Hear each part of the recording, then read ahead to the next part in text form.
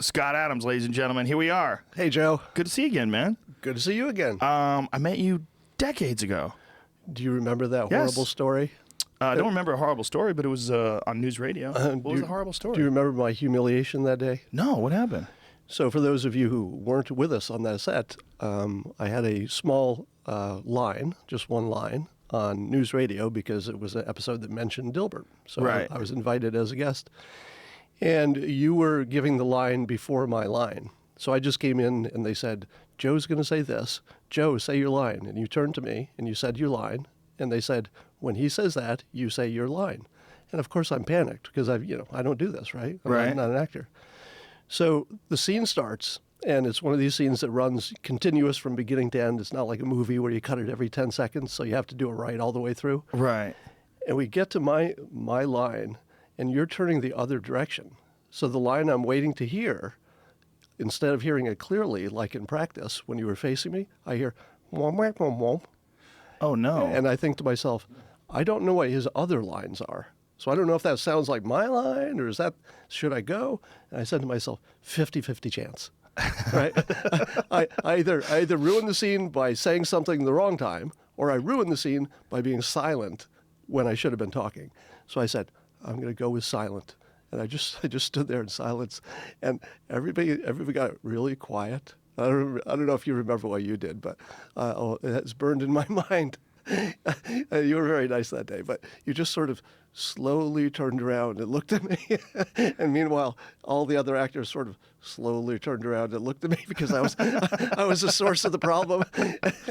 And then, but I have to admit, I was impressed because then all the actors went back to square one and did the entire scene through again perfectly. I mean, it's very impressive if you're not an actor to watch how many lines a bunch of professionals can do without screwing up any of them. It was an awesome kind of an afternoon. Well, news radio was a very unusual show in that there was a lot of changing stuff on the fly. Like the writers would come in and then rewrite a line like on the fly. Like Right. they would do one line, they would do one take, and then Paul Sims, Josh Lieb, and all these guys would get together and they go, okay, that's let's try this. We'll go back, but then when Scott turns to you, now say this, and then we'd have a totally new line for the next scene. And so we'd have to like be standing over by the elevator going, no, that's not going to work. No, that's not going to work. We do come up with a bunch of different ways to say it and then just run with it on the fly. Oh, man. You know? People don't realize how hard that is. It's not that hard, honestly. It's not coal mining. Well, you have to have the right kind of mind for that memory. Yeah. It's sort of like when a musician can do, 50 songs from memory. Yeah. And I'm thinking, I could do 7 notes, and, Right. then I'm good. Like, that's all I can remember in a row. And after that, I'd just be guessing. Well, if you think about just think about language itself, how many words you can access just instantaneously, just pull them up from your memory. Yeah. It's just that's what you do all the time. And if you all the time were reading sitcom scripts, you just get used to that sort of flow and how things go. It's not really that. Everything looks difficult if you don't know how to do it. Exactly. Right? So exactly. People say that about my job as well. It's like, how do you do that? It's like, Yeah. well, it happens to be the one thing I can do well. And I can't do most things well, but one little thing I can do well. Well, one thing that people have a hard time with the sitcom world, especially the old school sitcom world, is the audience. Like performing in front of the audience is a weird element. Did you feel that? Well, I do tons of public speaking. So in that environment, I like the energy and I like all of it. But usually if I'm speaking, I know exactly what I'm going to say. And, even if I mess it up, it doesn't matter. It doesn't have to be specific. But that was a frightening situation. So keep in mind also that most of the actors were stars. They were pretty big names. And so I was meeting everybody so I was a little bit starstruck and, I was completely out of my element and then completely blew the scene. Just me. It was like all me. There wasn't anybody else. It was just me. Well, it sounds like I fucked up. Sounds like I was looking in the wrong direction, which is totally possible. No, we were standing in line, so you had to be facing the way you were. But. Oh, so I was looking at you during the rehearsal or something? Yeah, the setup was we were standing in line to get coffee. And so during the practice, you turned to me, so I would know exactly what you were saying. But in the actual thing, we were in line, so you were talking to somebody else. Right, I get it. Yeah, man, I don't remember that at all. It's like, it's so funny how like one person can remember something and it's like a big moment, and then another person just go like, I just erased that. Well, I knew that I met you, and I remember, oh, Scott Adams is cool. I like that cartoon. And then all of a sudden, it's over. You know, there's no other memories in my database. yeah, I had a totally different experience that day. Well, it's also, I did 100 of them or 98 or whatever the hell we did. So Right, right. it's a weird thing as you get older, too. Like, there's memories that I just have scrubbed. I'm like, no room for them. I got new data coming in. I got to make some space. It's like cleaning out your garage, you know? So there's nothing scarier than getting together with your siblings after you haven't seen them for years, and you start talking about your childhood. And one of you will be telling a story like, do you remember the time it doesn't matter what it is. I jumped on a zebra and I ran it across the zoo, and they yelled at me. And the other sibling will say, that wasn't you. No, that was me. I was the one on the zebra. And it'll be such like a memory that you couldn't forget. Right. But you did. You actually wrote yourself into a scene. You weren't even there. You were watching, and you wrote yourself into the hero scene. That does happen with people. Yeah. The human memory is really flawed. It's really flawed. Well, if you want to go real deep, real fast, you just gave me the good opening. I am a proponent of the we are all a software simulation view of reality, and that would also explain why memories are so screwed up. And the explanation would be that the past doesn't exist until you need it. In other words, the past writes itself on demand, because if we're software, you wouldn't have everything in the universe pre-programmed just in case you needed it. It would take too much resources. I might have to spark up a joint for this episode. You just went real deep real quick. I was hoping it'd go that way. Do you want some? Do you smoke the weed? I could do it for the first time. I'd be willing to try Ever? it once. Well, I don't know if I want to give it to you for the first time. I don't want you to freak out. You don't smoke pot at all? The truth is, I've smoked pot once. Ever? It was in first day of college, but I never stopped. So that's really just once. Oh, I understand. So you smoke pot all the time. So you did it once and you just kept going. I'd be willing to try it a second time, is what I'm saying. I understand what you're saying. Okay. So, what has life been like for Scott Adams during this election? You came into you're obviously always well known for being a creator of Dilbert, but along this election cycle, all of a sudden I had people that I was in contact with that were saying, Scott Adams is a Trump supporter, and I was like, what? Scott Adams, the Dilbert guy, is a Trump supporter? Because everyone assumes if you meet someone and they're in the creative business, you're in a creative business, you write a comic strip, you would assume that you would be a left-wing guy, like almost immediately. Well, I'm neither left nor right. I'm sort of all over the place. My views didn't match, either of the major candidates on anything. So you're a free thinker. I like to think I'm right and everybody else is wrong. But, I would like that too. no, I'm actually,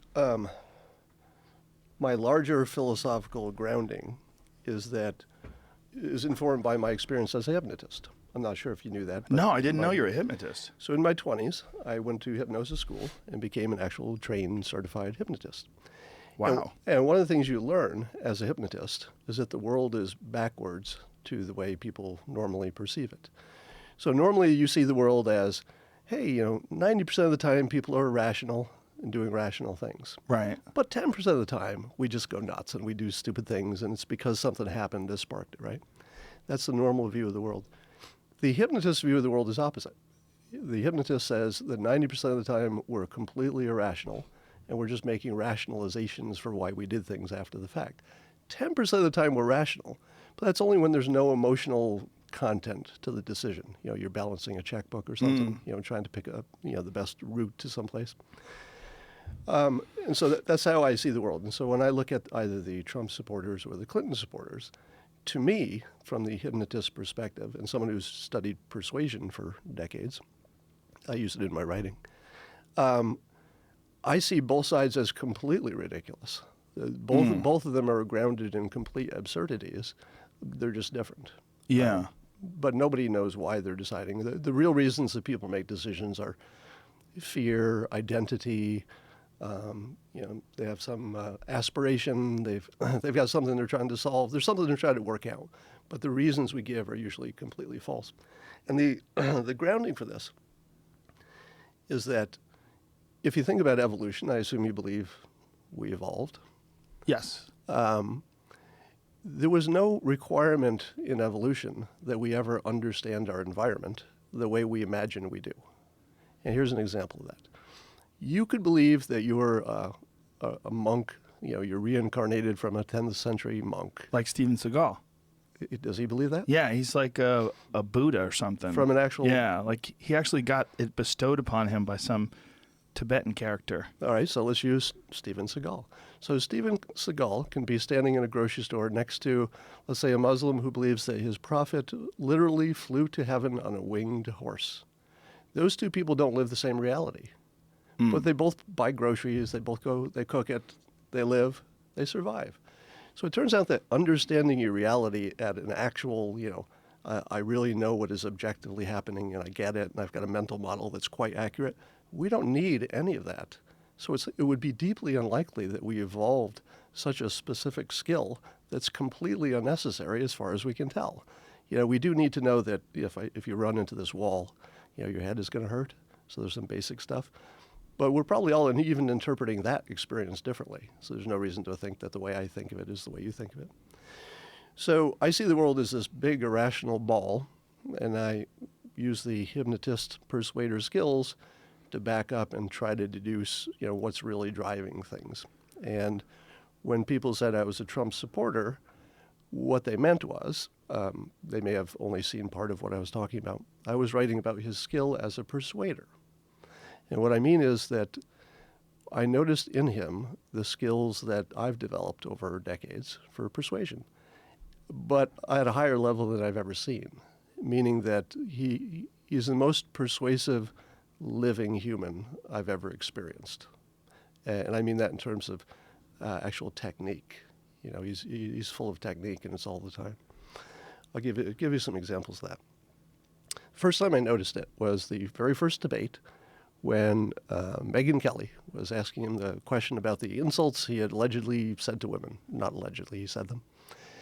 And this is a setup that any other politician with this setup is totally trapped, because they can either try to deny they said it and then somebody has a videotape and that doesn't work, or they can say, oh, I didn't mean it. There's almost nothing you can say.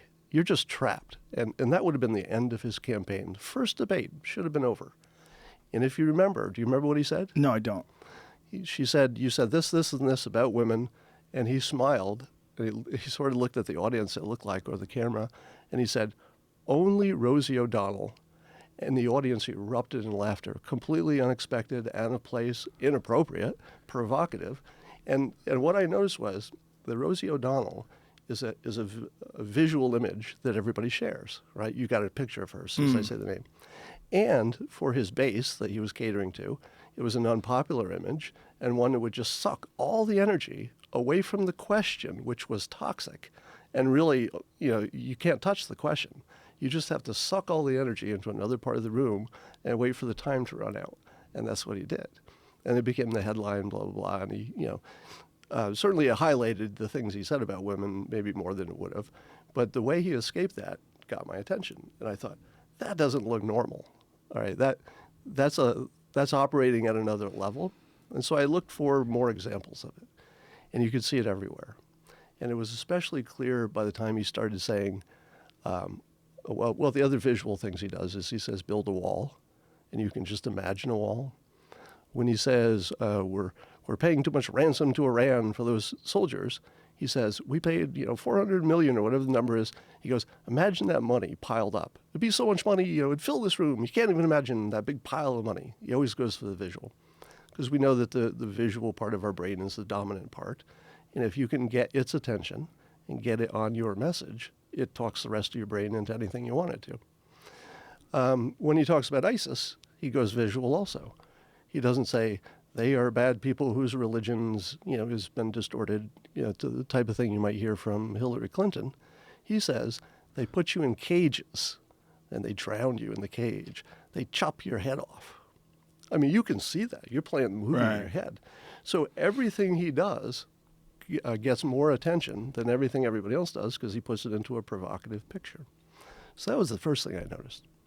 Then when he got to Jeb Bush, and he needed to defeat Jeb because he was the strongest competitor, so if he couldn't get past him, there was no point. And he went after him strong, and he went after him fast, and he went after him with a low-energy kill shot. That's why I call these linguistic kill shots. It's not just an insult. It's not just a clever nickname. And we saw Clinton try to come up with clever nicknames that had no purchase whatsoever, like Dangerous Donald. It just didn't work. But look at low-energy Jeb. Here's how it's engineered. It's engineered for confirmation bias, meaning that you want the future to make this look like a better nickname every day, and you want it to match his physicality. So before I ever heard low-energy Jeb, I had a good impression of Jeb Bush. Like I thought, when you looked at Jeb Bush, didn't you say to yourself, this guy looks like a cool character? Like, no. No, but he looked like he was an in control, calm, reasonable, exactly the person you'd want if the nuclear question came up, if there was some big decision. Jeb Bush isn't going to get excited about it. He seemed like a competent CEO. Competent CEO, exactly. And as soon as Trump said low energy, could you see him any other way? He was low energy, and he will always be low energy. And Lion Ted. No, Lion Ted. Lion Ted was beautiful. Lion Ted, because you knew that because he's a politician, yeah, sometime in the next several months, he's going to say stuff that you can say is a lie, whether it is or not. That's right. just the Doesn't game. have to. But more importantly, Ted has a physicality about him that unfortunately he's got beady eyes. And I've said this before, that if you're going to cast a movie, say, oh, we need a guy who looks dishonest. Right. It would be his face. Right. And unfortunately, I don't know if he's actually dishonest. I'm not going to make a judgment. So, who came up with the Zodiac Killer thing? Was that a Trump fan, or was it Trump himself that started saying that Ted was the Zodiac Killer? I think that probably started with a fan. But so the other thing that was fucking harsh, man. He'd be giving speeches. Are you the Zodiac Killer? People would scream it out. Like, imagine having to deal with that. And did your father kill, somebody? Yeah. His father was, maybe his dad was the Zodiac Killer. Is that what because the Zodiac Killer was like the 70s, right? Might not be old enough. So Crooked Hillary, same thing. So, Crooked Hillary is a brilliant one. So she wasn't physically, as limber as a young person. So you could imagine her sort of a little bit crooked physically.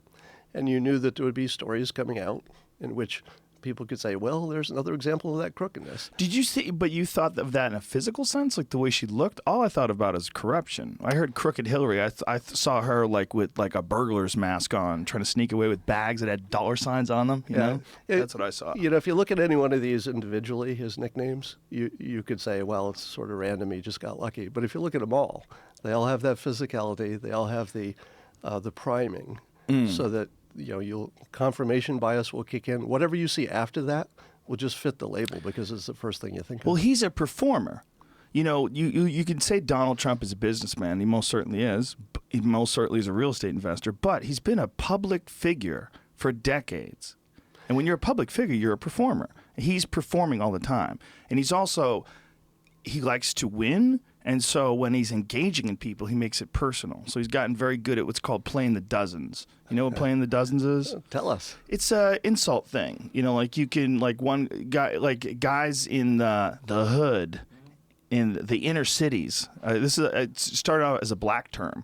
But it's essentially like a version of a Your Mama contest. Like some guys are way better at Your Mama jokes. They're way better at playing the dozens. They're way better at shitting on other people around them. And it's for the entertainment of each other. It's a huge thing amongst comedians.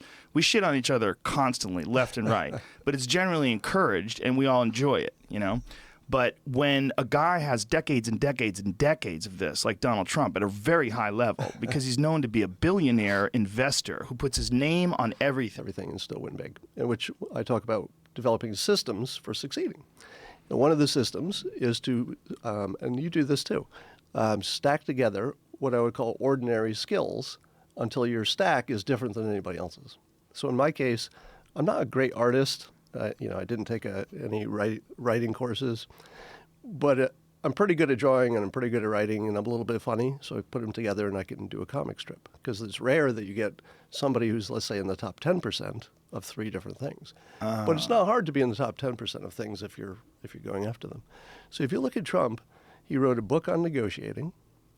So he knows business, he knows negotiating, he knows public speaking. He has a sense of humor, a really good one. He's quick on his feet.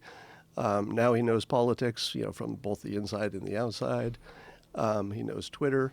If I could probably go on, and you would say if you looked at any one of those things, he's not the best you've ever seen. He's not the best public speaker, the funniest person, etc. But there aren't many people who can do all of those things in the top 10%. But as a public speaker, I don't think he's nearly in the top 10%. I think he's, I'm just being honest. I think he has very poor efficiency of words. Like he repeats himself when it's not really important. And when it repeats itself, what I usually see is like someone searching for the next thing to say. You know what I'm saying? Like he'll say, I'm going to be honest with you. I'm going to be honest with you. Okay? I'm going to be honest with you here. He'll do that in a way that it's not efficient. It's not efficient, but it's persuasive, and that's why he does it. Sometimes, but it also... No, repetition. Repetition is persuasive. Sometimes, and sometimes it's clunky. Yeah. I feel like there's a lot of times where it's his style to do that, and he's done it before. But even like in delivering lines, you've got to know when to not talk. Like here's a perfect example. When he said that he called the president of Mexico up, and they had the conversation about the wall, and he said the wall just got 10 foot higher. He's like, yeah, that's what I said. That is what I said. Like he repeats that stuff. He should have just let it hang. He should have just said the wall just got 10 foot higher. They would have went crazy, and he could have walked back and forth and just sucked it in. But he kept talking. See, that's not the best speaker. Like Obama, I feel, is a way better public speaker. Way more efficient with his words, way better control of the sentences that he speaks, but it's more professional. I think you're judging on a standard that I probably wouldn't use. So I took the Dale Carnegie course, teaching you how to be a public speaker.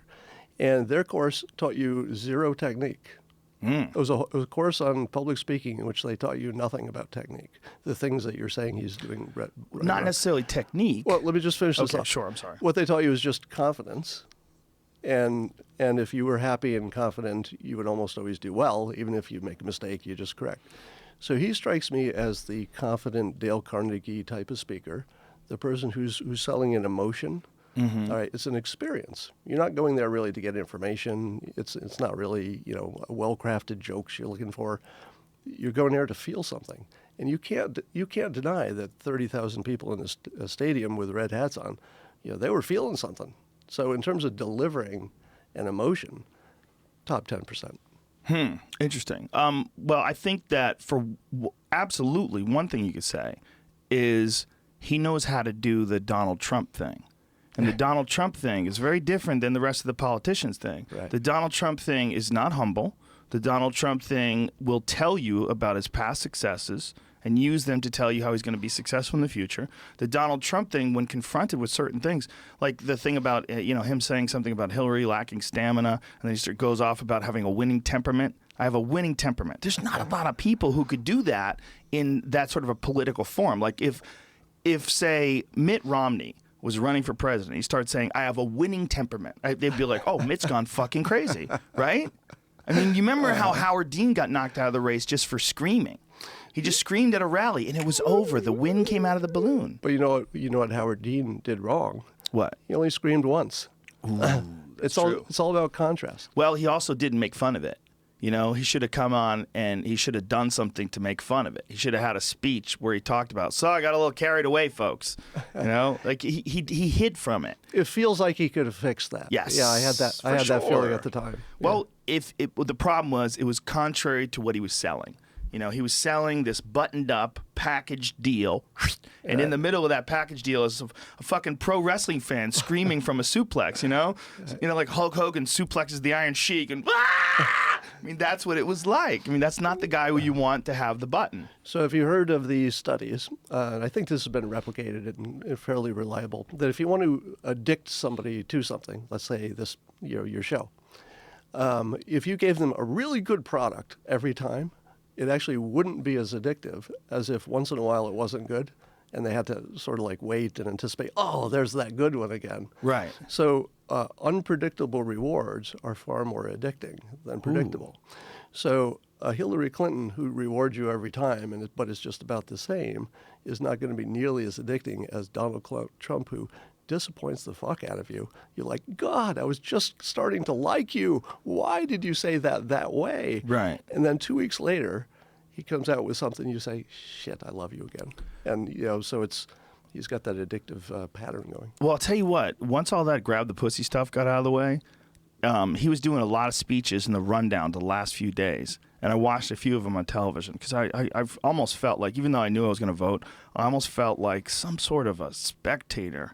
Like, this cannot possibly be real, to speak to your software simulation idea in the beginning that a lot of people share, by the way. It's not just crazy Scott Adams and me, but there's a lot of folks out there that think that we're living in a simulation, right? But as he would give these speeches, and there were some of the speeches he gave where there was these moments, and you're like, if someone could tell that guy to keep it at 7, like where he's at right there, and talk like that always, and avoid all the crazy shit. But man, the crazy shit is what you get. Like that's the thing about people like Trump or like any powerful super dominator type character like that. You're going to have some flaws, a lot of them. Look what he kept saying all the time. He was always saying he was the energy guy, guy, look at my crowds. The other one has no stamina. This one's, low energy. He knew the facts didn't matter. He knew the policy didn't matter. And by the end, I think everybody agrees they didn't. I mean, by election day, not a lot of people were saying, well, I sure like that TPP stand. I mean, nothing like that was happening. There was no issues. No issues. It just came down to which one you hated the more. Well, there was one issue, though, that was real, and that was amongst feminists. There was amongst women who were willing to exonerate Hillary on all the weird shit that she had ever done involving women, all the stuff that she had done involving deleted emails, and and I had heard people even say that people were giving her a hard time because she's a woman on her health. And I was like, you are out of your fucking mind if you believe that. She's falling asleep when she's standing up.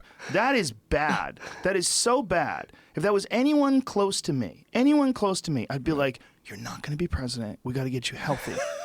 You're fucking blacking out while you're standing up. And it's not just once. She fell down once in 2012, got a serious concussion, and was fucked up for 6 months.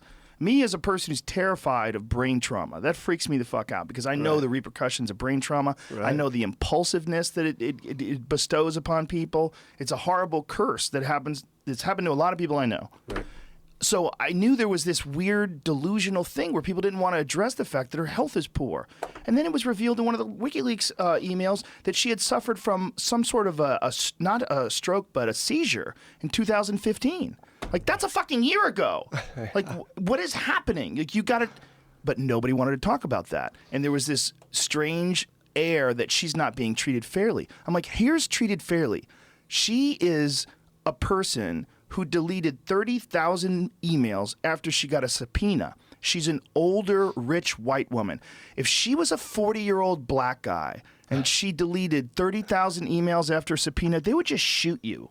Right. They would just come over to they would kick down your fucking door and cuff you and drag you off to a cage somewhere.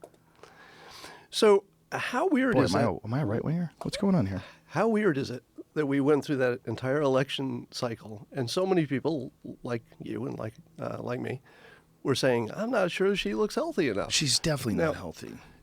Now, she, of course, met all the standards of past presidents, but what person ever interviewed her and said, look, there are a lot of questions about your health, and ask the question this way: can you look the American public in the eye and tell us there's no major health problems that you haven't disclosed? I would never ask her a question like that because I don't think she'd ever give you a real answer. The same way with the FBI. But you could tell by the way she evaded it whether she was lying. She's a wizard at that, though. No. That's her shit. That's her shit, man. That red cape, whoosh, where the bull just goes flying by. Wah! You know how you can always tell a liar. Liars will say something like, "So if you said to me, Scott, have you ever had any major health problems?" I'd say, I have met all the requirements of the presidency. I say, oh, no. Right. I'm asking you a specific question. Is there anything not disclosed?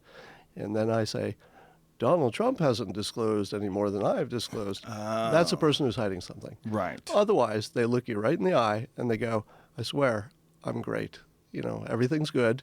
I promise you nothing's going to come out later when I'm president.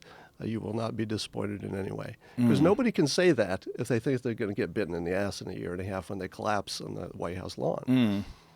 My point was in saying that is that if you anyway described her health issues, that you would somehow be a sexist, and that the idea of her gender and being the first female president, which obviously would be very historic, right? Huge issue, huge honor.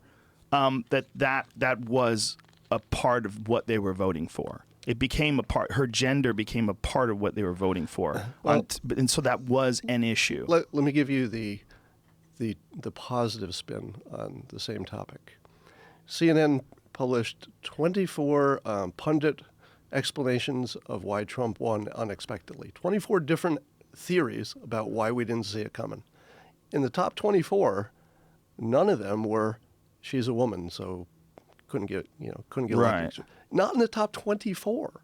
All right. So if we may pause for a moment from piling on Ms. Clinton, I got to say that the whole breaking the glass ceiling thing, she fucking did that. That's toast. There's no 6-year-old born today who says woman can't be president. That's not even in their worldview. That's so not true. I'll find you 5, 6-year-olds to say it right to your face. I'll bet not. I get a bunch of them together. Can a woman be president? I get some boys together. I give them candy, high five them. You can trick them. That's true. Talk boys into anything for candy. That's true. I mean, I know what you're saying, though. I know what you're saying. That she got as close. She won the popular vote, right? As far as current count. Right, but who are you seeing saying, "Oh, if it was sexism that didn't get her elected"? Feminists that I know. I mean, there's a lot of people that actually believe that. And you know what, man? There's a whole spectrum of variables. And if someone's thinking about, if they're hovering over, if they're looking at Gary Johnson and Hillary Clinton, maybe they're like never Trump. Maybe they're one of those people. They're like one of these motherfuckers going to get my vote. Right. They might start thinking, man, I don't know if I want a woman president. That's absolutely a factor. Have you heard anybody say that? Yes. And what do they say? A friend of mine. She's a yoga instructor. It's a woman. She goes, bitches are crazy. I don't want a woman running this country. That's for real. That's a real statement. That's a human being who was just talking to me, and we're friends, and no one was around. And do you think that she would vote on that? Yes. I think there's many people that would vote on that. But there's many people that will like, fuck this man. I don't care what Hillary did. I don't care if Hillary's got a bunch of rape victims buried in her backyard. That's a woman. She represents women. And probably Donald's got more. There's that attitude, too. There's a lot of people that would only vote for a woman if given the chance. Yeah, so I don't know how you'd net it down, because I think it was a net positive. There's 300 million people in this country, plus Mexicans. I don't think you really can net it down like that. I just think there's too many of us. I think that's one of the things that we learned from this really important lesson when it comes to polls. They're not real anymore. They're not real. You're not talking to me. You're not answering polls. Jamie doesn't answer a goddamn poll. Look at him. So, no one answers polls. It's such a small sampling of people, and the people that answer polls, they don't have anything better to do than answer a fucking poll, right? That's not good. Yes, it's a jury duty problem. Yeah, it's exactly what the problem is. So I think we learned that definitively. These polls do not work. Well, if I could defend Nate Silver for a moment. Who's Nate Silver? Who's that guy again? He does 538, a website, the best statistician on politics. Well, it's not his fault. He just worked with the data he has. Well, but he was also within 2%, I think. Was he? Yeah. So at the end, but they always converge toward the end. They start out wildly ridiculous. And then when it's clear that it's going to be one way or the other, all the polls start coming toward the end because they want to say, well, at the end, I was only 2% off. Jamie and I were watching this video clip of the Young Turks calling down the election yesterday. And at the beginning of it, they were 100% convinced that Hillary could not lose. There was one guy who was saying, Hillary can't lose. Like literally, it's mathematically impossible. And then by the end, they were fucking screaming and swearing. It was like, wow, these numbers that people count on, 84% say this, 15% say. Try to imagine my life. I don't know if you know this, but a year ago, more than a year ago, I predicted that Trump would win with a 98% certainty in a landslide. He'd win it all. I was one of the few people who said it early. And this is because of the way he was so persuasive? Yeah, just based on his talent, not But this was policies. pre the Rosie O'Donnell thing, if it was a year ago. I think it was over the summer that it was like August last year that Well, the first debates were. I think you're right. But that wasn't a year ago, right? That was a little bit more than a year ago. But whatever, we're splitting hairs then. Okay. So back then, when I predicted it, you can imagine the heat I took because it was such an unlikely pick and how many people just wanted to dance on my grave for being wrong. And they're angry at you. And angry, yes. Going over to Amazon, giving me bad book reviews because they didn't like what I said about Donald Trump. So that moment when I find out that I haven't wasted my whole year, because it would have been a terrible year to be so wrong for a year, and then there's like no payoff whatsoever. It was like the worst gamble ever. Right. Bad risk management. But then to have it come through just the way I predicted it was this amazing, amazing moment. You only get a few of those in your life. Well, he did really win by a landslide. So that you were off by that. That's it. Small electoral landslide. Yeah. Oh, electoral. Yeah, I guess so. and right? Electoral, he won by quite a few points, right? Yeah. But it wasn't. It was pretty close up until how many hours in? As soon as we started. Doesn't matter. Yeah, it doesn't matter. It doesn't matter. Here's the thing that I think it's important to make a distinction, and this is what I recognize on you when I watch some of your periscopes and when you just weren't making a moral judgment of him as a person, and that's what people expected. People expected a line in the sand to be drawn morally. What you were doing was talking about all of his traits. You were compounding all of his positive traits and what he does well.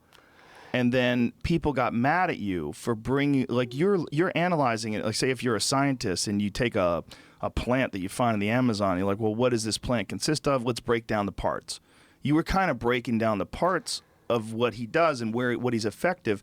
And it didn't seem to me, I'm like, this doesn't seem like a guy who's like, there's a few guys out there that are like rabid, rah-rah Trump supporters, and some of them where it's super transparent. There's a few guys out there that I'm watching them and I know what they're doing. What they're doing is they're latching on to the Trump train. They're latching on like really shamelessly, where they tweet about Trump all the time now, where they never give a fuck about him a while ago. Like over the last 6 months, they've jumped on this because they recognize there's a tremendous amount of loyalty and momentum behind being a Trump supporter and a fan, because it's a tough stance to take. So guys that are already marginalized, they're already kind of like fringe and people think they're kind of maybe creepy, they're like, fuck this, I'm going full creep. And they jump right in. And it's real transparent. It's interesting. You know, obviously that's just my take on it. They might actually be really Trump supporters and they're super excited, but I sense some disingenuous behavior out there. Yeah, Careful, Trump train. You might have some hobos on your fucking wagons. You know, I think what's different about this election and about Trump in particular is that it used to be we were electing a leader, right? Someone who would be a role model and all that. I think he threw that all out the door, and social media throws even more out the door. And what I mean is, I think the public is the leader now. I mean, I think no laws get passed unless the majority of the public wants it to get passed. Anything that gets a little out of line, social media just throws it back in line. And more than ever, I think we hired an employee rather than a leader. I feel like I hired a plumber, someone who's just really good at a specific set of skills, negotiating, maybe doing something with the budget, whatever needs to be done, secure the borders. But it's sort of like, picking a lawyer. I don't care what he's doing in his personal life. He's not my role model. And by the way, which of our kids are looking to 70-year-old men as their role models anyway? I mean, I don't know if that happens a lot anyway. But I think he really is going to be the first sort of people's president. You see his policies changing in real time. And the example we talked about earlier, when he misspoke and he said women should be punished if they get an illegal abortion. It turns out that the law and both Republicans and Democrats think that's crazy because it would discourage, it would encourage the wrong behavior, and so only the doctor is punished. But you saw him change his opinion in 24 hours, just by being a little more informed and hearing that the public was all on the same side. So Or- that's interesting. So he'll bend with the breeze, and you're not going to call it flip-flopping, Well, which is what the common political term is, right? Right. In the political realm, it would be flip-flopping, and he has no moral backbone. But you're saying it's receptive to the public's desires. He's a business person. In the business realm, it's more like A/B testing, which is you're rapidly testing things, you see what the response is, and you adjust if you don't get the right But response. that's also like one of the criticisms of him is that he talks off the cuff without really having researched or thought deeply about these subjects. And when you're talking about a guy who's supposed to be the leader of the greatest country the world's ever known, like that guy should probably not do that. I'm going to put right? I'm going to put a different filter on that. Okay. From the persuasion filter, Oh, here we go. Since facts and logic and policies and stuff don't matter as much as you want, when you see him ignoring things that you just think, man, a reasonable person would not say that, a reasonable person would not ignore that, he ignores things because they don't matter. You think he's ignoring something very important and he would perform better if he did what you imagine is the right way to act. I don't think so. But you don't think it's important to not arrest women who get illegal abortions? No, I'm saying... But you know what I'm saying? Like that's an important thing to pay attention to, right? If you have an opinion on it. Well, what Right, I'm saying is that the things you would need to know to be a president. Okay. And let's say Hillary Clinton knows them all. Let's say she's a 10 out of 10 of just knowledge. If he's a 6, which probably is even generous, there probably isn't any decision that he won't have advisors who are filling him in. I see. He becomes informed as he needs to know it, exactly the way a CEO would run something. Okay, so this is not really related to that one particular subject. No, that was But- just an example of him. I understand what you're saying. Changing when he became more informed. He didn't. Right. He didn't stick to an old opinion even as the facts changed. Right, right. And he's done the same thing with Obamacare as well, right? Met with Obama and said, okay, maybe there's some things about Obamacare that we might want to keep. So what he does, we call pacing and leading in the hypnosis persuasion. It's not called world. bullshitting? No, and here's how it's different. What he does is he agrees with people emotionally first. He gets you on your side emotionally. So if you're really concerned about immigration, for example, he doesn't just say, yeah, I'm concerned about that too. That would be sort of a Hillary Clinton approach, being less concerned that you are, but I got other priorities. He's way more concerned than you are. If you're a little bit worried about immigration, he's worried about ISIS coming over here and putting people in cages and cutting off heads, and my God, there's a hordes coming over the border. So he's so on your side that when he changes toward the middle, and you knew he had to, because you have to do that when you get in the general election, that his side was not feeling betrayed because they're saying, well, if he's changing the specifics of his policy, it must be because he looked into it, and that's what's practical. That's interesting. That's what's practical. So they're willing to go with him if they feel that he's on their side emotionally. So he always sides with people emotionally, goes as big as possible, uses hyperbole. He says he does that. Mm-hmm. And he also gives them room to negotiate back to the middle, and everybody says, my God, I'm happy now. You're negotiated back to the middle. Wow, that's interesting. It's interesting, but why do I feel he's just getting lucky? I feel like he's That's dealing a with lot of really luck. shitty competition. Hillary Clinton is a terrible example of someone who should be running the country in so many ways, and she beat him in the popular vote. You know what I mean? She's got a lot of dirt on her. So she beat him in the contest they weren't having. Right. There was only one contest. That's true. And he won that one. That's true. What's hilarious is in 2012, he was saying it was a rigged system because of that contest. He was talking about the popular vote, and how what was it? What year was it where it went to Al Gore? What year was it where Al Gore won the popular vote? Or was it? Did Kerry win the? No, Kerry never won the popular vote, right? It was just Al Gore. Al Gore won the popular vote against Bush, right? Yeah, by like 500,000. Yeah. So every year there's going to be this conversation anytime the vote is Right. close. But what you see is that Trump doesn't care about, let's say, the consistency or what somebody would say is being a hypocrite. I tweeted this recently that the least persuasive thing you could ever say in politics if you're trying to change somebody's mind is that person's a hypocrite. In all of history, that's never changed anybody's mind. Nobody ever said, "Oh, slap my head." I didn't realize that happens on both You mean sides. about a politician? About a politician, yeah. Yeah. Well, do we accept a certain amount of bullshit? But we also accept that they used to say one thing and now they say another, and it just seems so normal. It's in the baseline. Don't you think that being the president is an impossible job? It's impossible. It just doesn't seem like anybody could really do it.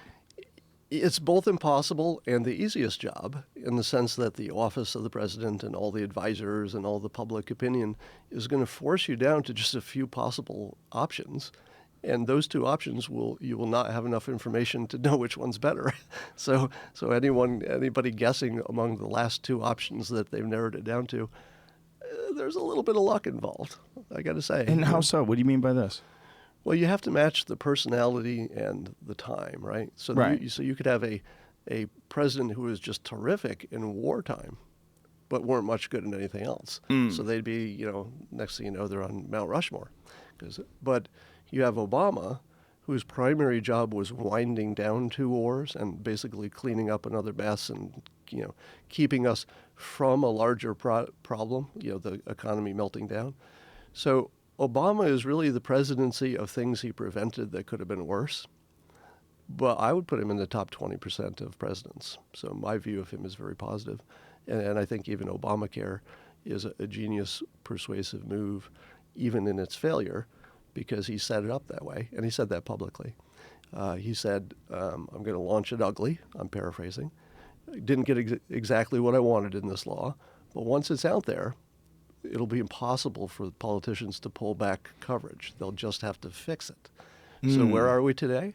Everybody's saying, Obama, total failure without Obamacare, because we're going to keep the good parts, keywords, keep the good parts, exactly as he fucking planned, and said so publicly. He said it. He said it publicly. He said, I'm going to do this ugly, wrong, and you're going to have to fix it because it's going to be the only choice you have. And that's what Trump's going to do. He's going to fix it. So what is he going to fix? Probably he's going to keep the main parts and probably shift some money around from something.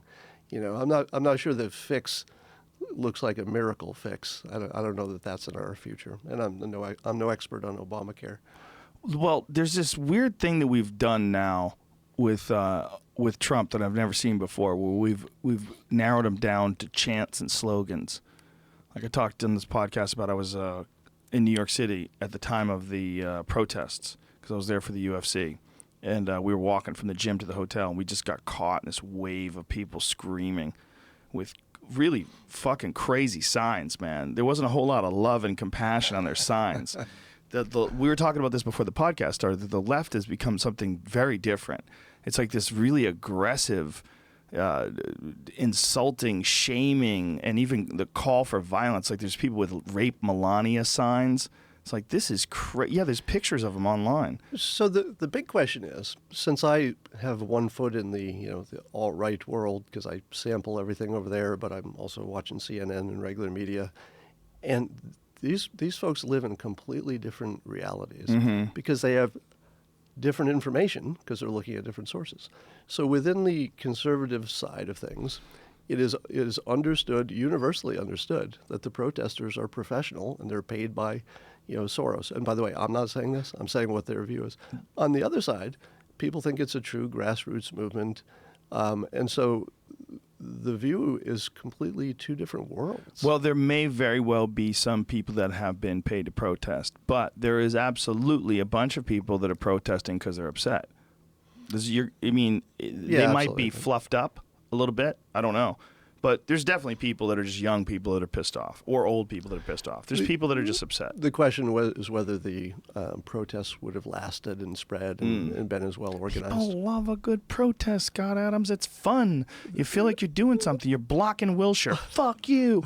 People, this guy, what I was saying about it boiled down to a slogan. Like there's a bunch of "not my fucking president," like that kind of shit. Like Donald Trump, KKK.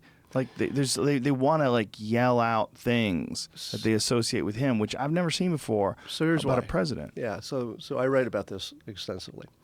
So the best persuasion is fear, right? So in the beginning of the election, Trump had the best persuasion because he was saying, the terrorists are coming in, I'll stop them. There's criminals coming across the border. Clinton was talking boring policies and, hey, I'm experienced. So she didn't have a chance against, you're going to die tomorrow. Right. By summer, she obviously had some professional help. meaning somebody who's a cognitive scientist or a professional persuader. And she started using the term dark all the time, and all the surrogates used it at the same time. Oh, that's dark, dark, dark. And she started coloring him as a huge racist, dictator, dangerous to the world, and the most dangerous thing in the world. Because if you're worried about terrorism, you're really worried about somebody else getting killed. Because you're not really thinking you get killed by the terrorists. Even if it's pretty bad, somebody else is getting killed. But Clinton painted a picture to make you afraid of the nuclear holocaust created by Trump tweeting something at 3 a.m. and, I don't know, hitting the button accidentally. And so that was the ultimate fear. So she really had that going. So, and when she, lost, she had all these people activated who would have been instantly deactivated if Trump had lost. But there's no deactivation on the bomb now. She created this societal bomb that is these protests and the way people feel. These people literally believe that Hitler was just elected, a version of Hitler who will. And I actually saw today a journalist talking about, concentration camps and that sort of thing. I believe nothing even remotely like that's going to happen, or I would obviously be on the side of the protesters. So it's not their view of the world is that the Trump supporters know he's a racist, and they installed him because they want him to go do racist things. Trump supporters know that even within their ranks, it's like, 2% people are actual racists. And I've never met one, like the hardcore kind. I've never even met one. I bet we could introduce you to some people if we just asked around. Yeah, I think it wouldn't be hard to find one. Yeah. But Alonzo Bowden had a very funny line. He said, not all Trump supporters are racists, but all racists are Trump supporters. So what we have here is a situation where the racists are living in their own little world, and they think they actually, got their guy. Right. Most Trump supporters, just like, hey, less taxes, they're thinking they like his personality, they'll just like something about him. And the Clinton supporters think that Hitler actually got elected. So they're acting on that. So what's happened is that Clinton has, somewhat accidentally, because she thought she was going to win, at which point this whole problem goes away, somewhat accidentally created this gigantic societal bomb that there's no way to diffuse. But a number of people, including me, are trying to figure out how to literally dehypnotize people who are in this illusion that World War III just started. Whoa. It was very disturbing to me. One of the big ones was when she was confronted about the DNC hack and her emails and all that stuff, the hacked emails from her server, where she diverted attention by saying that it was Russia that did this and that there would be repercussions, and then she said even possibly militarily. Like, that's the worst diffusion of responsibility ever. Like, we're talking about you deleting emails after a subpoena, and your argument is that the Russians got those emails and we should bomb them. I mean, that's literally what she's saying. That was crazy when she said there would be repercussions militarily to fucking Russia. Like, what Russia? You're not talking about invading Puerto Rico. It's fucking Russia. Like, you're saying there's going to be military invasions because someone stole your email that wasn't secure. I'm going to defend her. Please do. I'm going to surprise you a little bit. Oh boy, here we go. We should have a drink. Do you drink? I don't anymore. No. Ed, anymore? When'd you stop? It just gave me sinus problems, so I stopped several years ago. Okay. I feel much healthier. All right, dude. No pressure. What was I talking about? You were going to defend Hillary Clinton because I was saying that we were going to attack Russia because of emails is kind of crazy. So the way leaders talk with each other is, this is my red line. Don't do this. This is serious. That's not the same as saying, if you got my email, I'm going to bomb you tomorrow. There is a certain amount of seriousness which you must convey, which is separate from what you're actually going to do. Agreed. So she was conveying a 10 out of 10 maximum code red seriousness if you got my fucking emails, and it changed the course of our republic, because that's what she was alleging. Mm-hmm. Now I don't know if any of this happened, and there are smart people who said maybe the Russians were in, or some Russian hackers were involved, or something. Well, here's the problem. There's no evidence that the Russians did it. Not only that, the FBI and the CIA don't think there's Russians. Don't think the Russians did it. Like, it wasn't something that there was any definitive proof. It was, find out who, Jamie, see if you could pull this up. Who believed that it was Russia and who didn't believe it was Russia? Because there was some, like, very prominent security people that were hired to investigate. Zero evidence it was Russia. So it was just a diffusion. And you could tell that it was a planned diffusion because of that White House Correspondents' Press dinner. She made a joke about riding a horse with Putin. Like, she made this Russian joke. So there's this, like, theme. And it was a shit joke, too. Whoever wrote it should be slapped. It was terrible. Like, the way it was set up, it was like, if somebody pitched that around the joke writers table, you know, it was Tony Hinchcliffe and, you know, Jeff Rosser, they'd be like, no, that one's not going to make it. Don't do that. That's a terrible joke. It's just not a good joke. And she, you know, didn't know how to deliver it either. And it was just a clunky extra attempt to connect Putin and Trump because people are scared of Russia. But it was so shitty and ham-handed that it just didn't work. And everybody knows there's no fucking evidence. I mean, there's no evidence that Russia's doing anything. None. I think the Russia thing took her from, you know, serious statesperson, you know, the most experienced person who ever ran for president, to a little bit ridiculous. Yes. She got desperate. I suppose. It's a desperate move. Yeah. She didn't have any other options. She went code red. Yeah. She started talking shit back. She started making things up back and connecting him to, like, it was just, the whole thing was so sordid to me. That was the most unfortunate thing about it. When you do see all this stuff on TV, one thing that you can't deny, it might not affect you and it might not affect me, but there are certain people that follow the tone of the leaders of this country. And when you have a guy who's the president who, you know, is going to say insulting shit, call Jon Stewart a pussy in a tweet at 1:30 in the morning, like, that sets the tone for the country.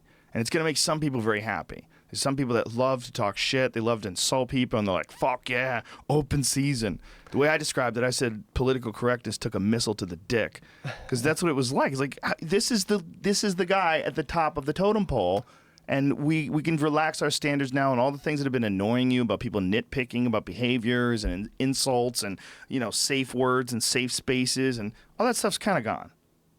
Yeah. I mean, yeah. So it does affect the way people think and behave, right? There's almost nobody who won't use the word pussy in public now. Do you remember so many months ago when that just wasn't a thing? That's so true. You couldn't say that. That's so true. It became like a constant, like, dinner table talk. Like, people were sitting around talking, saying, "Grab the pussy." Yeah, and it's coming from women. It's not even men. My girlfriend said it just recently. It's so true. It's so true. That is so true. That's interesting. Yeah. Well, you know, I think that we go one way and we go the other. And I think that people get tired of too much left and they want some right. And I think that's why we went from Carter to Reagan. That's why we went from Bush to Clinton. I just think that's what we do. I think it's what we've always done. Yeah. And I think people are I also believe, and I've said this publicly, I think the whole Caitlyn Jenner thing had a big effect because people were like, what in the fuck are we doing? That's the athlete of the year. This is woman of the year for Glamour magazine. And then you see her on the Ellen show and she doesn't believe in gay marriage. And you're like, this is madness. We're accepting madness as being okay. And I think because of that, like, we're so accepting and so sensitive that anything involving gender gets a fucking free pass on all of its ludicrous aspects. Like, she's a ludicrous person, but we gave her a free pass because she used to be a man, then she became a woman. But she fucking doesn't believe in gay marriage. It's so crazy. And when Ellen asked her about it, she was like, well, I'm kind of a traditionalist. Like, what the fuck did you even just say? You're a traditional girl? Holy shit, this is crazy. But we're not supposed to say anything. We're supposed to just accept it. Well, there's people at home all across the country throwing their fucking beer cans in the kitchen. Just, what the fuck are we doing? What are we doing? And I think there's this reaction when things go way too far left, when there's, 78 different gender pronouns that you have to learn, when, political correctness takes some crazy path where you're removing the General Lee's Confederate flag from the roof and pulling it off a TV land. We got to get this fucking... It's like things go so far left that there's an automatic slingshot effect, and they start going right again. I'm okay with getting rid of the Confederate flag, by the way. I think they could have... Well, it does represent bad things to people, but can you just, fucking go in there and CGI that shit or something? Or is it okay to have it in there because it represents the past, right? Like you can go to watch Al Jolson videos on YouTube, and you can watch them. Here's my take on that. People don't ask a lot from other people, so you have this Confederate flag. A bunch of people like it because it's like, oh, it's the past, it's the South. So you want to respect that people like what they like. But another big part of the public is just really, really offended by it. Like, not in a normal offensive way, like, oh, you said a bad word, but like, the deepest, pain the country has ever experienced, the slavery. So if you can't allow your fellow citizen, that little bit of respect, it's like, yeah, this is really inconvenient. I wish I could keep my Confederate flag, whatever. But they're not asking a lot. All right? That's just not a lot. That's true, unless you own the Dukes of Hazzard. And you're like, where's my fucking money? Yeah. What the? Gee, are you kidding me? We played it for 50 years. What happened? Well, it represents not just slavery, which is one of the most awful things that has ever happened to human beings. The other awful thing is war. It represents a war, civil war. So the two most awful things. Right. Slavery and war. It represents both of those. It represents a war between two groups of people on the same landmass over slavery. So it's death on top of horrific in capturing and enslaving of people. It's like everything bad. And I hate to be insensitive, but they weren't the winning side. True. So they did lose. But what's interesting is just a few decades ago, whenever the Dukes of Hazzard was on TV, it didn't bother us at all. That's really fascinating to me, that they were allowed to have it and it wasn't an issue. But I don't know. Yeah, maybe just people weren't thinking about it that way. But once you start thinking about it, so the thing isn't that fascinating that it wasn't an issue, but we were all aware of it? All of our issues are psychological. I mean, once you got food and nobody's shooting at you, right? Your problems tend to be mental. Yeah. Yeah, unless whatever that image is provoking violence, right? Like the Nazi flag you can't have. They lost too, but you can't have that one. We won't give you that one, right? Yeah, and again, it's like people don't ask a lot. Yeah. That's just not a lot to ask. But isn't that fascinating? Like the English came, when we had a war with England, right, for our independence, they killed a lot of Americans. You could have an English flag flying high, nobody gives a fuck. That ended so politely, though. Did it? I mean, I think the British, they lose territory better than anybody. Well, they'll like give you their sword and stuff. It's like, well, we conquered much of the world, but okay. This one didn't work out. You put up a good fight. Yeah. Good for you. Good for you. Take your country back. It is interesting, though, that there's some people that would argue for the Confederate flag, but almost no one would argue for the Nazi flag. Well, it's probably somebody does, but yeah, I know what you're saying. Right. The Nazis, it couldn't have been that everyone in Germany was represented by the Nazis, right? There's never a group, there's never 100% compliance and group mindset of any fucking country. It's never existed, right? It's just not how people are. So we give the Germans a pass because they were a part of that whole Nazi flag thing. But when we look at the Confederate flag, like, if you're down with that, it has to be like the two core things. One, you're at war with the North, and two, you believe in slavery. That's it. It can't just be, I'm a Leonard Skinner fan.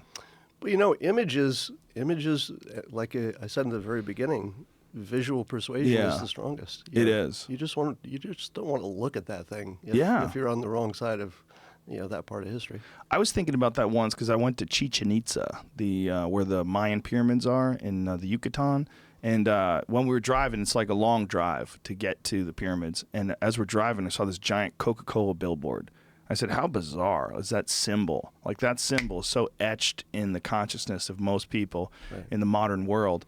But to see it in the jungle was just so strange.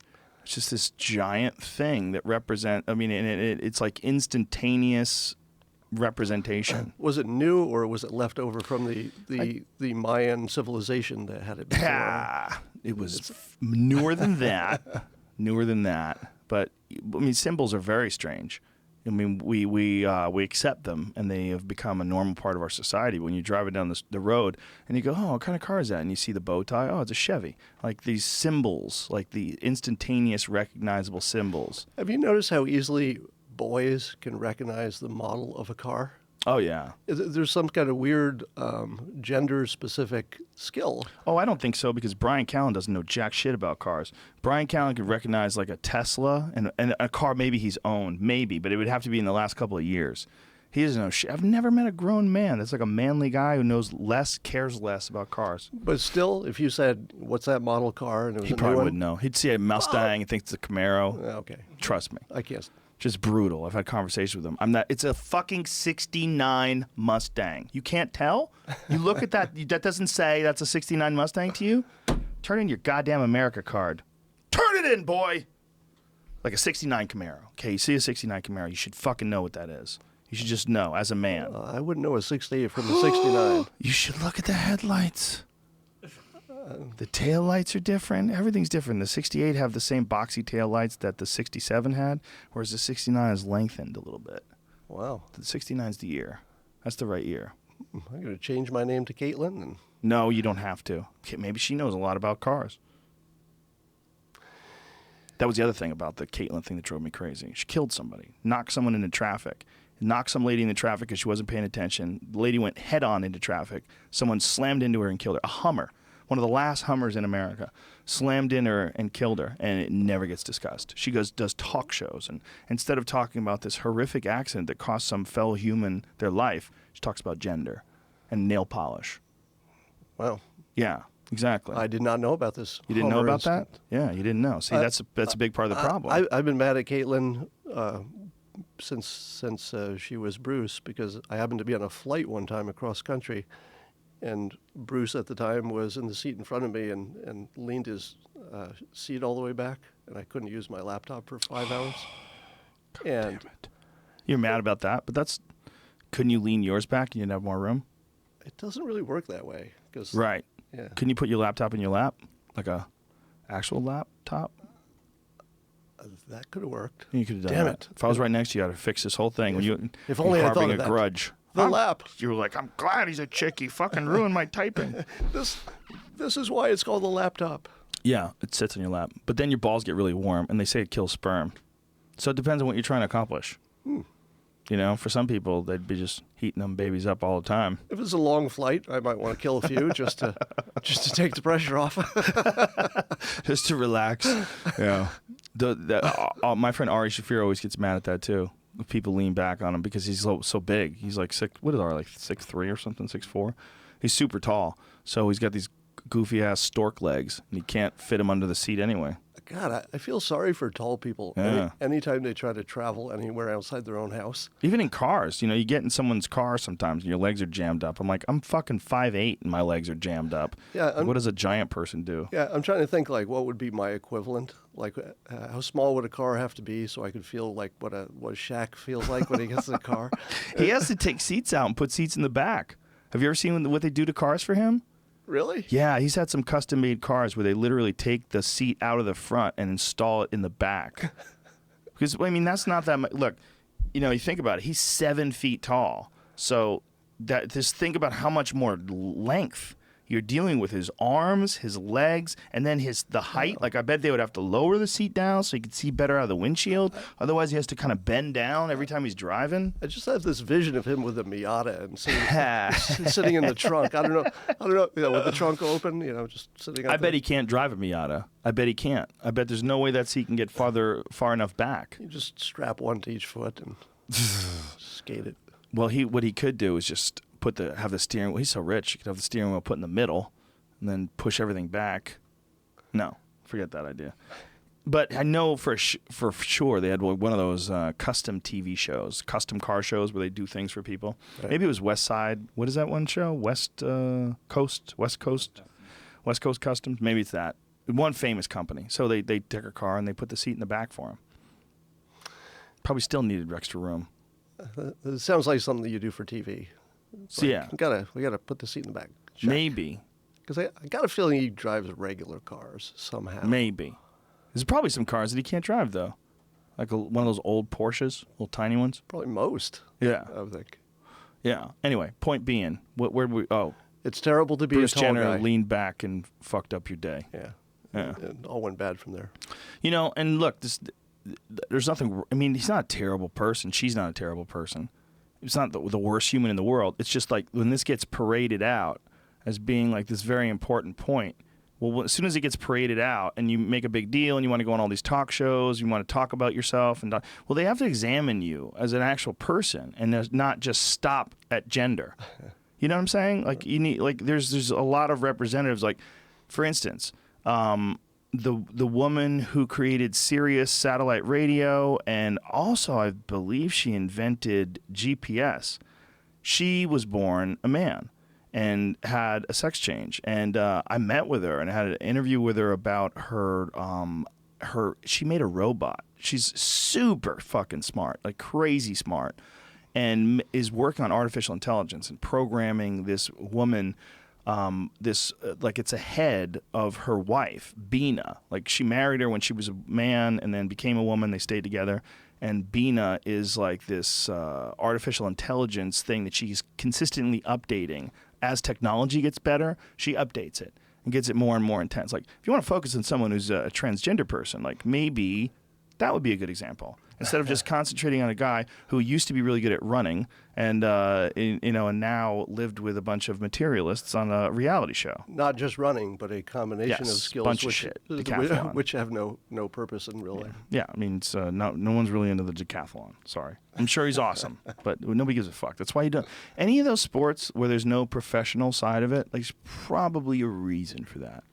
I say that, but then that's not true because of wrestling. I think wrestling's a great sport. It doesn't have a professional venue, other than like fake wrestling. Do you ever think about how weird it is that people can get invested in like a team? Yes. Like, why? Why do you care so much about your team? I think about that all the time. I'm constantly. Do you really? Yes, all the time. We talk about it all the time. It's a tribal thing.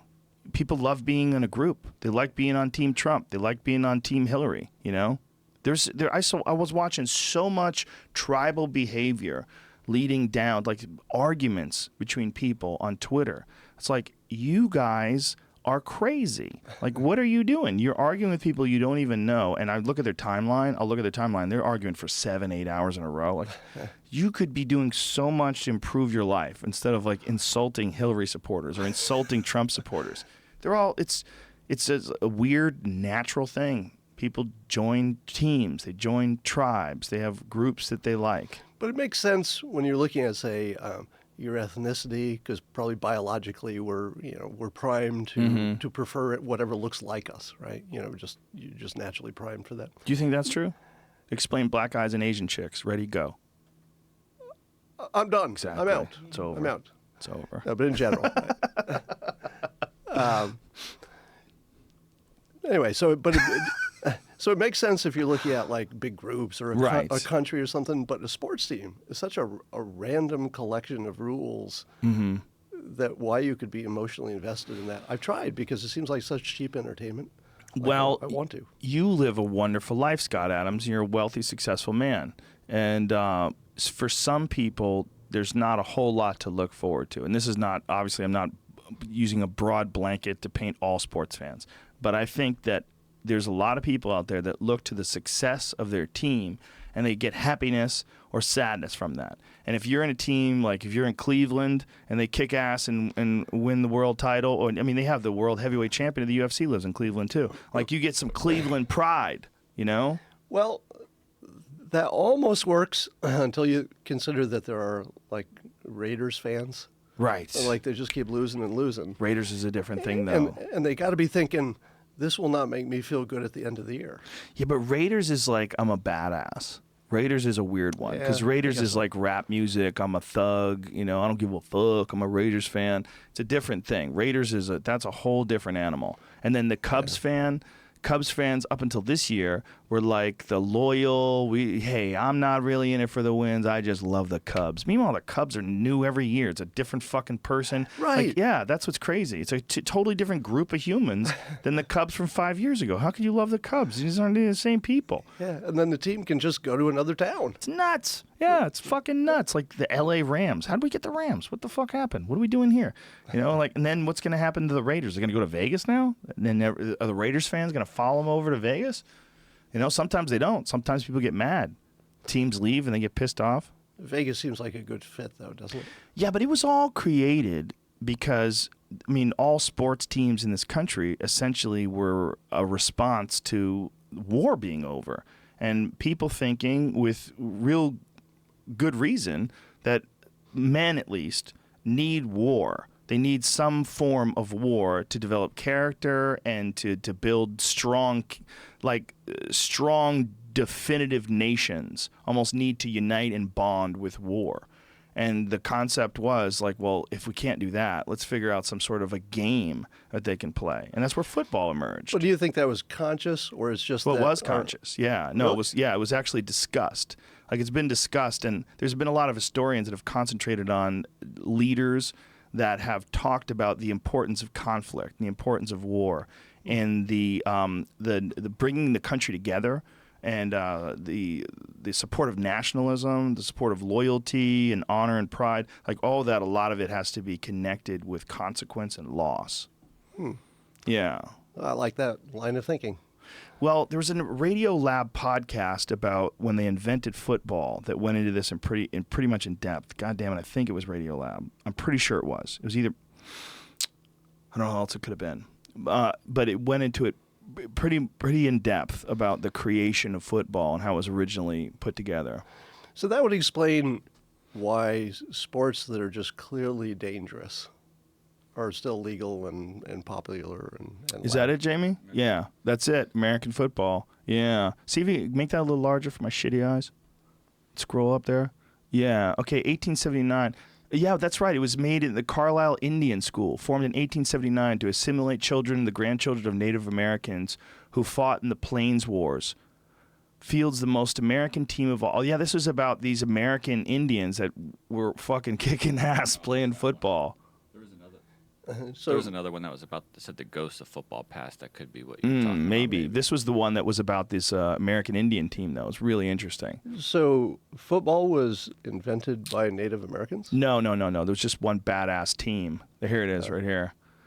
End of the 19th century, the Civil War was over, frontier was dead. Young college men are anxious. This is it. What great struggle will test their character? Then along comes a new craze, football, a brutally violent game where young men show a stadium full of fans just what they're made of. Harvard, Yale, Princeton, Penn, the sons of the most powerful men in the country are literally knocking themselves out to win these gladiatorial battles. So that's when it came up. And then the Carlisle Indian School, they were beating the fuck out of all the white dudes. Surprise! Yeah, interesting. Right. Yeah, I think, and then I forget. I think they all assimilated. I forget. Yeah, But- a lot of the rules came because the Indians kept beating everyone. Yeah. So they said, okay, make it a new rule, and they were like, all right, we're going to change this and beat you again. Native Americans need to make a comeback. They had a lot of cool ideas. I think we fucked them over by giving them casinos. We made all their towns Vegas. I've got a small amount of Native American in me. Can you get money? Not a profitable What do you need, amount. like 16% to get money? You need like a certain amount, you can get some cash. I think it's even maybe less than that. Really? Or to qualify for whatever. I'll have to look into that. It but- might be the worst thing you could do to some people. Just tuck them away on this little patch of land, isolate them from everybody else, and they're watching the rest of the world change around them in some sort of a strange way. And they're Americans, but they're not. They're in some sort of a weird territory that they have ultimate control over, and then they start having gambling there and doing whatever the fuck they want. Very strange. But in some ways, like, what were the other options at the time Yeah, other they than were giving them territory? Probably pretty ugly options, Yeah. I'm sure. It's dark. You really stop and think about the genocide of the Native Americans in this country and how rarely that comes up. And there's no flag, which is really interesting when you obviously there are some flags for some nations, but I mean there's no one thing that represents our war with them. That's no offensive symbol other than like a few sports teams, right? Like the Redskins or Right. the Braves. Or both my high school and college were both the Warriors. Warriors is not specific to a nationality or an Well, the ethnicity. logo was. Logo was, Right. yeah. Yeah, it's weird, man. It's real weird. The fact that it was only a couple of 100 years ago is really weird. It's a blink of an eye. How long do you think people are going to live now? It's a good question. Because I'm thinking I'm good for 100 at least.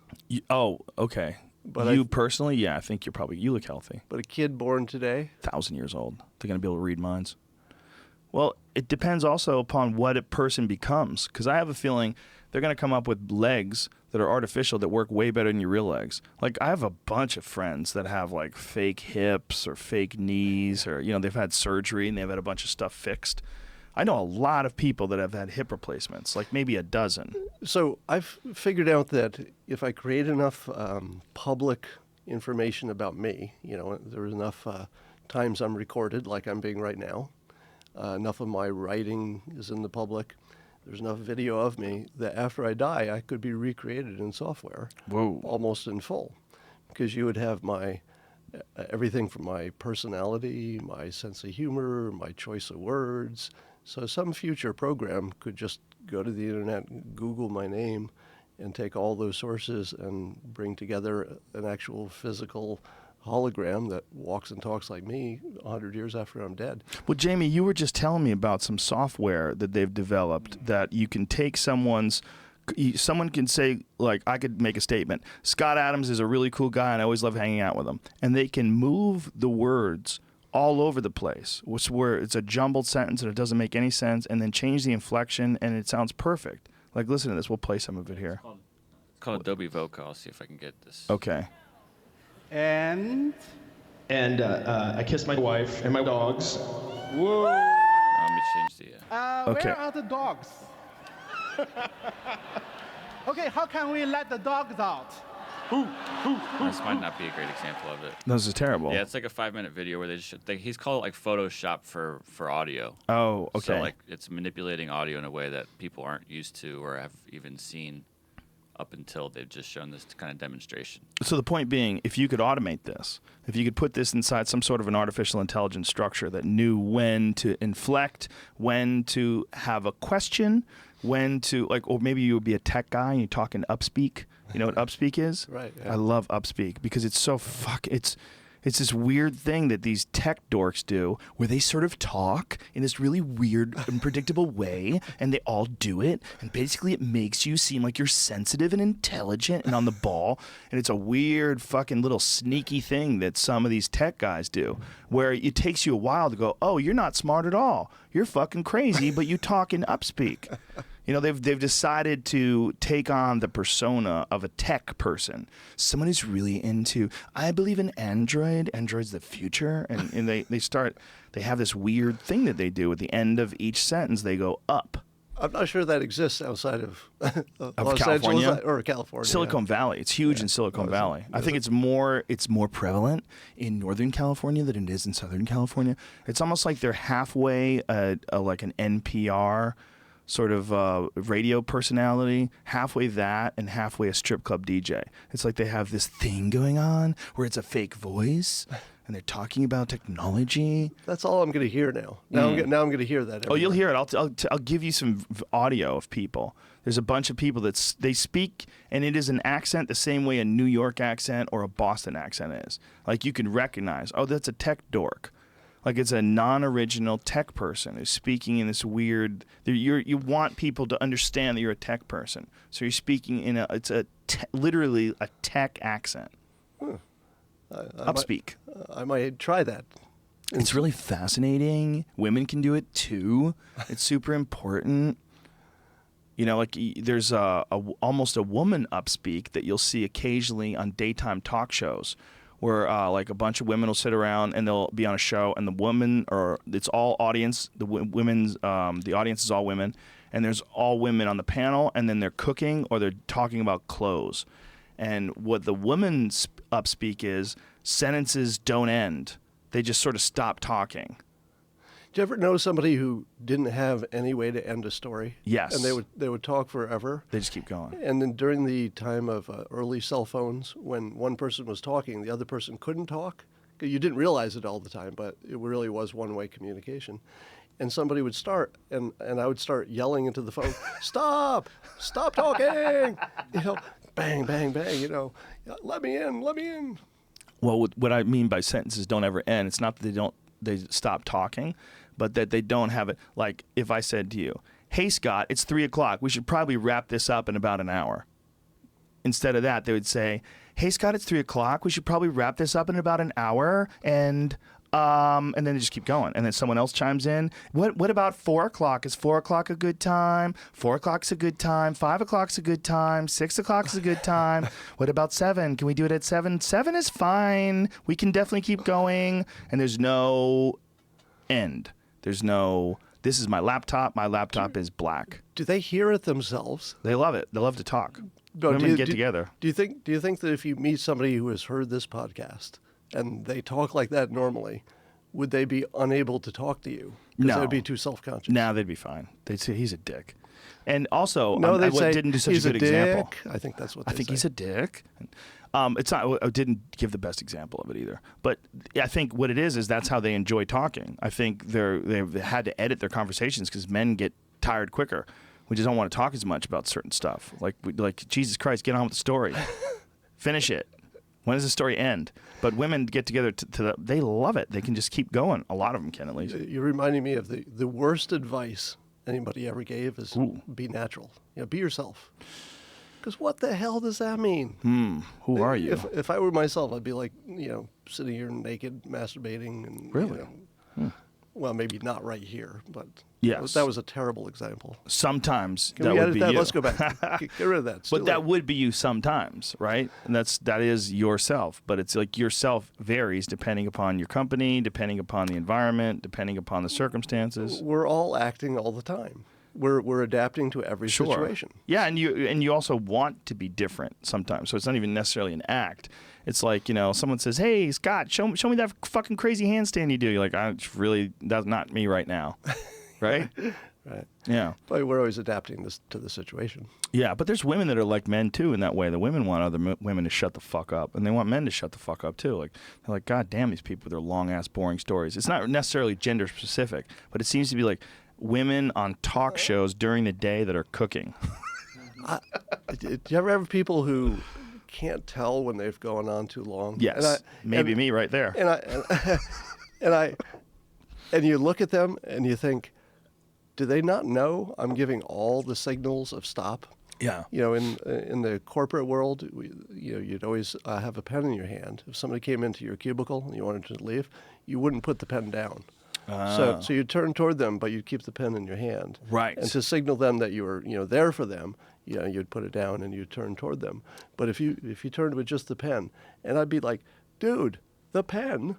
Yeah. Do you not see this pen still in my hand? There's a weird thing that people do to you if you're on the phone. Well, you're on your cell phone. They will come up to you because the physical presence trumps whatever you got going on digitally. Right. So like you're on the phone, you might be having a really important conversation, and someone go, "Hey man, Scott Adams. Hey, how you doing, man?" And you're like, "Hey, I'm on the phone. Hey, I just want to tell you, I really love Dilbert." "Why are you still talking, you fuck?" I'm in the middle of another conversation. You've decided this person isn't here. Fuck them. You said, "I want your attention. I'm right in front of you. I can touch you, Scott Adams. Dilbert's my hero. I love you. And behold your shoulder." But you get the celebrity thing that I don't get because I'm invisible. Like you're visual. You're visual. You're on Periscope. I knew exactly what you look like. Well, you and 7,000 people on Earth. I think it's more. I think they're shadow banning you. I like that term. We found out. We were talking about that the other day. Hillary for prison. Remember when we were saying rape Melania was actually a hashtag, but Hillary for prison wasn't? That's not what people were saying. What people were saying was they were shadow banning that Hillary for prison hashtag. Meaning if you put hashtag Hillary for prison, someone could search it and find it, but if you put it, it wouldn't show up in other people's feeds. I don't know if that's true, though. Has that been proven? I'm having a real tough time with what's proven because lots of people are sending me my own stuff and saying, "Here's proof that you have been shadow banned because look at this page and then compare it to this page."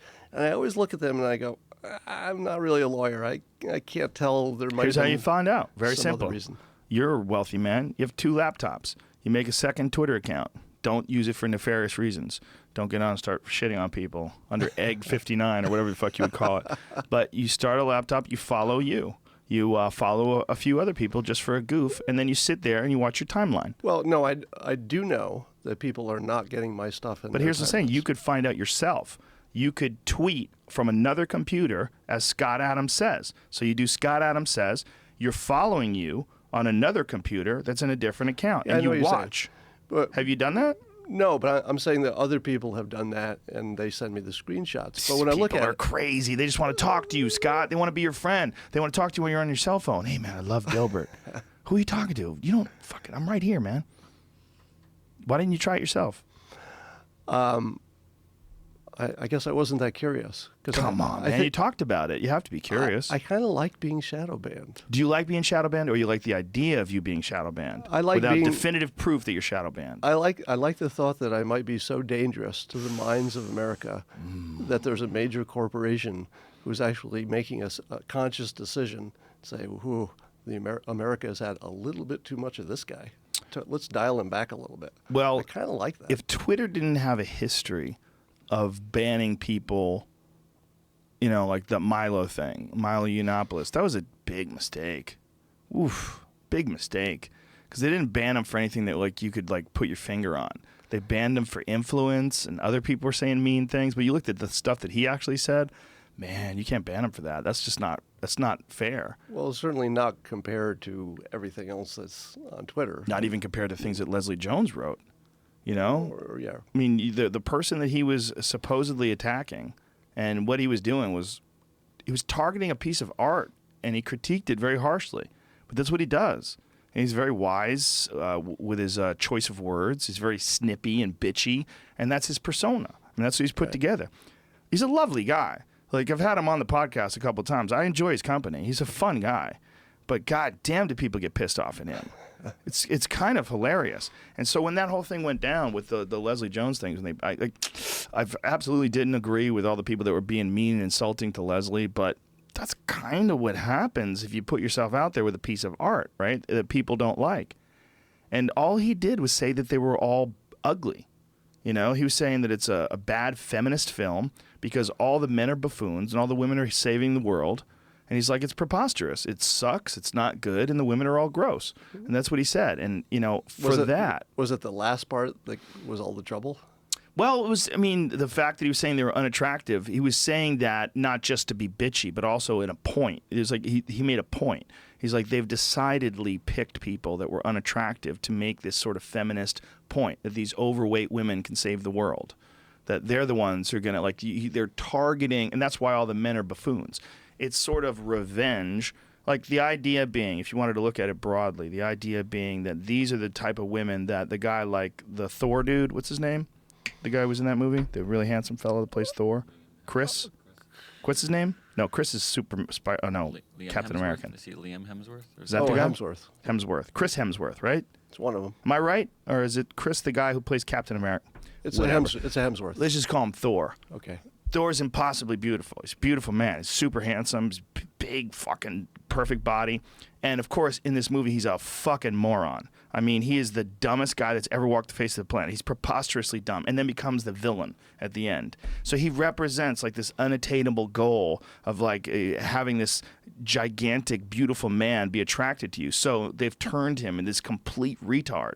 Like, if this was a woman in a movie, it would be one of the most offensive portrayals of a woman ever, and I'm sure it's been done. I'm sure it's been done, right? Especially like in the old days, like, I mean, there was how many fucking dopey secretary roles were there in the world, right? So he was that, the male caricature of that. But there's not a single other male in the movie that wasn't a complete buffoon. Every male is a failure and ultimately gets killed and dies. Every woman saves the day. And that was Milo's point.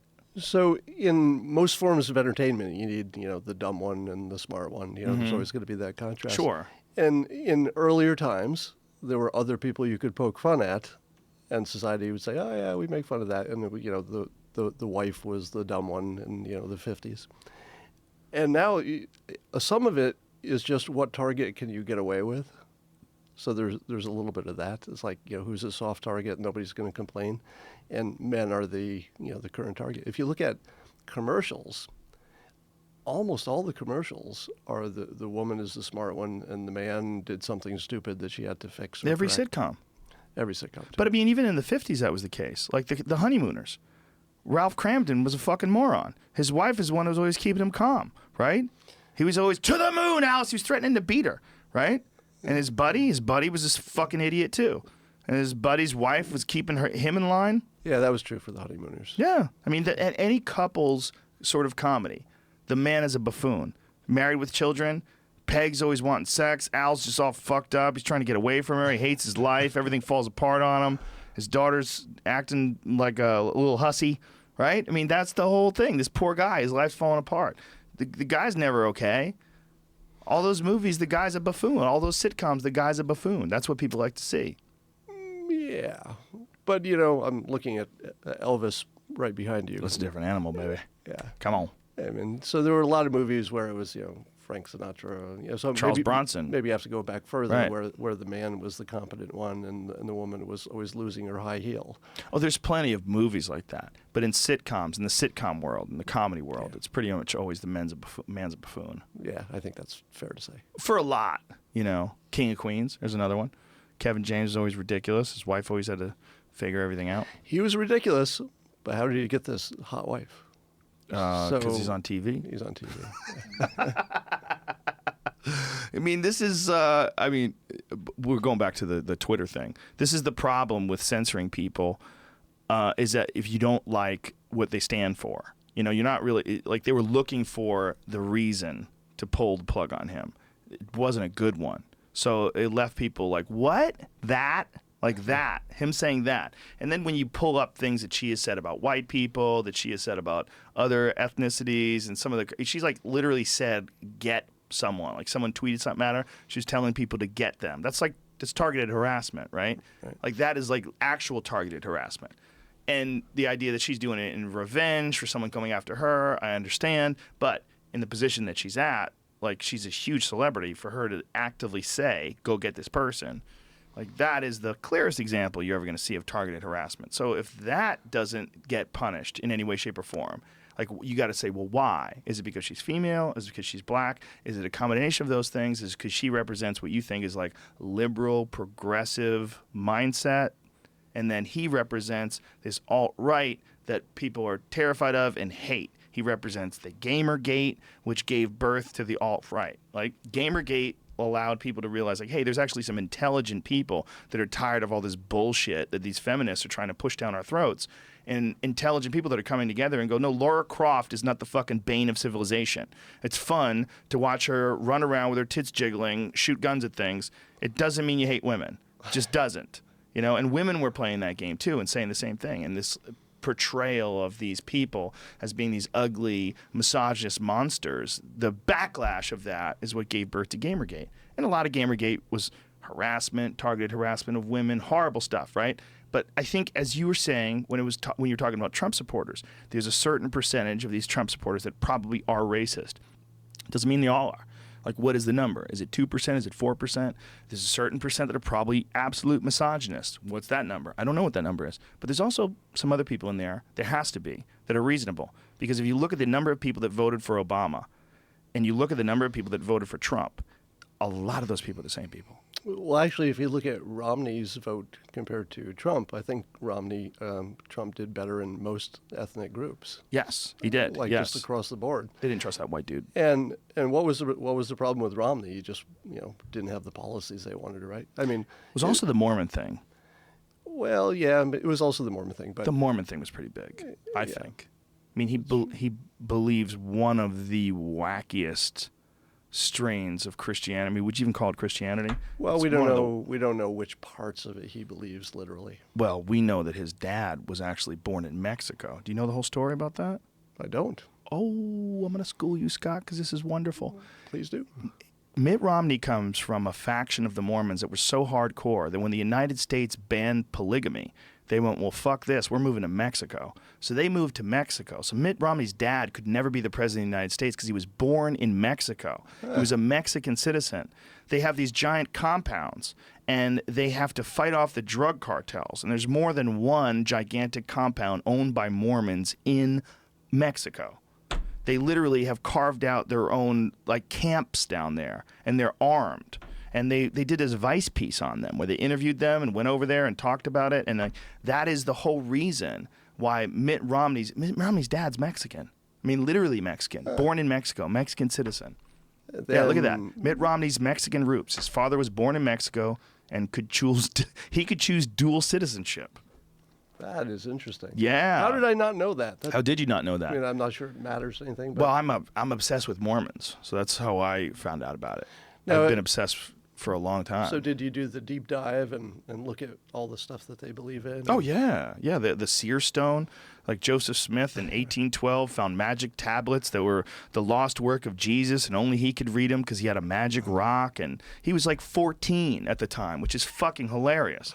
All this happened when he was 14. This is when he first concocted this goofy ass story. And apparently, where he lived, it was fairly common for people to come up with this kind of con. Really? Yeah, I mean, he wasn't like the only one doing this. It was, I read that somewhere. His just stuck. Yes, my source is I read that somewhere, and I misremember it now, so I'll say it in public because that sounds pretty authoritative. Thing about Mormons, though, they're really nice people. I like a lot of Mormons. I'm friends with quite a few Mormons. I know a bunch of them, and like in general, they promote a lot of camaraderie, a lot of community. They're very friendly. The people like in the Mormon church, like the friends that I know that are Mormons, they go to church on a regular basis, and it's almost like this community gathering of super polite people that agree to be super polite. I've said the same thing, and I don't know if it's because they don't drink and don't have coffee or something, but I don't think I've ever met a Mormon I didn't really like. They're nice Like people. They just all seem great. Just almost like it's okay to believe wacky shit if it works for you. I've never met one that really believed the deeper stuff. Oh, my friends wear the underwear. Seriously. Yeah. But, They have to wear the underwear. But that's not a belief so much as a custom, wouldn't you say? Yeah. Well, they're a little hypocritical, right? Like, you're not allowed to drink coffee, so this dude drinks energy drinks. Monsters, those fucking giant ones. He pounds those things. And, you're not supposed to do drugs, but you can get away with it if the doctor prescribes you Xanax, you're allowed to take that. Because it's not in any of their books. They didn't have Xanax back Nobody then. mentioned it. Xanax is a loophole. You just can't pound booze. So you just fucking pop pills and freak out all day. That's a good compromise. That's a good religion. It's flexible. Well, they're nice people. They're really nice people. Like I'm a fan of the Mormon people, like in general. I think what they believe is nonsense, but maybe they don't really believe it. Maybe you're right. Well, like I said, I've never talked to one who actually believes the stuff that's Yeah, I mean, really it could out there. easily just be they enjoy the community aspect of it and the bonding of it, and they believe in God, and maybe they just let all that other stuff slide. That's totally possible. That feels like it. I mean, I don't know. But If it feels like it. if they die, they get their own planet. That is a perk. You get a whole planet. You know what I die? When I die, do you know what I get? What? Shit. Dude, nothing. that's not true. I decompose. I'm going to get you in tight with the Mormons, and you're going to get a planet because I like you. Have you ever seen the Osmond Brothers album where they all have it's like named after the planet that you get? What the fuck was or named after this thing that they believe that makes you get all these planets, like this place that you go where you get your own planet. But in the Osmond album, the Osmond family album, whatever the fuck it is, they all have like their own little planets. And it's inside like the album jacket. Like you open it up, there's like planets. It's hilarious. It's really fun. But again, perfect example. Donny Osmond and Marie Osmond, very nice people. I'm going to shop around for a new religion because they all have different afterlives, and I think you have to compare them. You do. Because the planet thing sounds pretty appealing. Well, imagine if we go back to your original idea that this is some sort of a software simulation, and that's why your memories are so wacky and nothing sticks. And imagine if you literally are choosing, by virtue of your decision to join a certain religion, what your afterlife will be. Like if you're in a video game and there's like a bunch of different doors, you have to figure out which one's the right door to go through, and you go through that door, it's a totally different adventure. What if we really are a software simulation, and just like you say, the software allows you to pick an afterlife, and you do actually, I mean, that's what you say, you're actually experiencing. Because if we're software, that would be totally practical. If we're software, that would be totally practical. And that simulation theory thing is a mind fuck. Because if you don't know what we're talking about, here's the rub. The rub is one day, without a doubt, if we continue, if we don't get hit by an asteroid, if we don't get swallowed up in a super volcano or a tsunami or an earthquake or something crazy, human beings will reach a point where if you look at the exponential growth of technology, we are going to be able to create an artificial reality that is indistinguishable from regular reality. If that's the case, how will we know if we're in it? We won't. So how do we know if we're not in it right now? I'll take the math one step further. Is that by the time there's one of those, if it's a perfect simulation, the simulation will create another simulation and so on. So it's turtles all the way down. So this is actually what the scientists say. They say that the number of original species will be, one, and the number of copies will eventually be gigantic. It could be thousands, billions, trillions. Wow. So the odds that you're the original copy, the original, might be 1 in a trillion. If that's real. That's the big if. But it's an if that, if not possible now, or if not reality, will one day be. Yeah, we can't tell where we are in that cycle if we're a simulation. We don't know if there were hundreds of simulations before us. There's no way to know. Well, there's also the very slippery aspect of consciousness where we shut it off every night and then turn it back on in the morning, and we assume that our memories, when we wake up in the morning, are all accurate. We assume that we really did, wake up November 17th, 2016, in our bed, put our clothes on, with this database of life experiences leading up to that point. But how the fuck do you know it didn't just start? You just woke up, and you might have been installed with this goofy life memory that you might have started this life this morning. Yeah, if you look into physics, we know, and when I say we, I mean people much smarter who are physicists, know that things don't really exist until you observe them. I mean, what the hell does that mean? That's a tricky thing that people say. That's not necessarily true. You know what they mean by that? That when you observe something, in the act of observing it, you change it. No, that's a different concept. Right, but knowing that something's true, like that's the tree falls in the forest, right? Oh. Is that what you're saying? The observation changes it, so that the change thing, maybe we are talking about the same thing. Right, but the observation really only changes it when you measure it. That's what, it's the measurement. Like when they do those particle tests, those are off. Have you ever talked to a physicist about that? Observing is enough. You don't have to. It doesn't have to technically be measured. Well, how do you observe it if you're not measuring? Well, just looking at it. Like looking at what? Seeing it or seeing any sign of it. Right, So but anything that's an indication that it must have been is enough to solidify the past. well, if you never observed it before and then you are observing it, how do you know that there's a difference between the two results? I don't know. We even know what I'm talking about right now. I have no idea. The way it's been explained to me by a friend of mine who's actually a physicist, he said there's a lot of woo-woo that's tacked on to this. But when you're talking about these measurements that people say like that, in the act of measuring something and looking at something, you change the result. He's like, that is much better interpreted by the measurement itself, the actual act of seeing something or recording something or interfacing with it in some way to get a reading changes the result. He's like, that's much more likely what's going on. There's no real evidence that looking at something changes it, because if you weren't looking at it before, how do you know if it was different? Whoa. Well, that was good. It's crazy, man. That's not the way I understood it, but I'm also not a physicist, nor do I have a friend who's a physicist who can explain it to me. I get confused at these things because they're often repeated, and they're repeated by people who haven't looked into it, and it gets me worried. It's one of those things like the wage gap thing. Do you know the wage gap argument versus reality? I do. I've looked into it deeply. It's a crazy one because really smart people will tell you women make 79 cents for every dollar a man makes, and that gives you the impression that they're working side by side in the same factory, and the woman's making 79 cents and the man's making $1. That's not what it means. What it means is overall, men make $1 to 79 cents that women make because of career choices, because of jobs, the different jobs that they choose. If you're going to make the argument that it's more difficult for women to get those jobs, that's a different argument, and you might be right. But that's not when you're saying the wage discrimination gap. Like when Obama says we have to change wage discrimination, like, whoa, what are you talking about? Like, do you think that an engineer should get the same as, a person who works, whatever, fill in the blank, some, typical female job?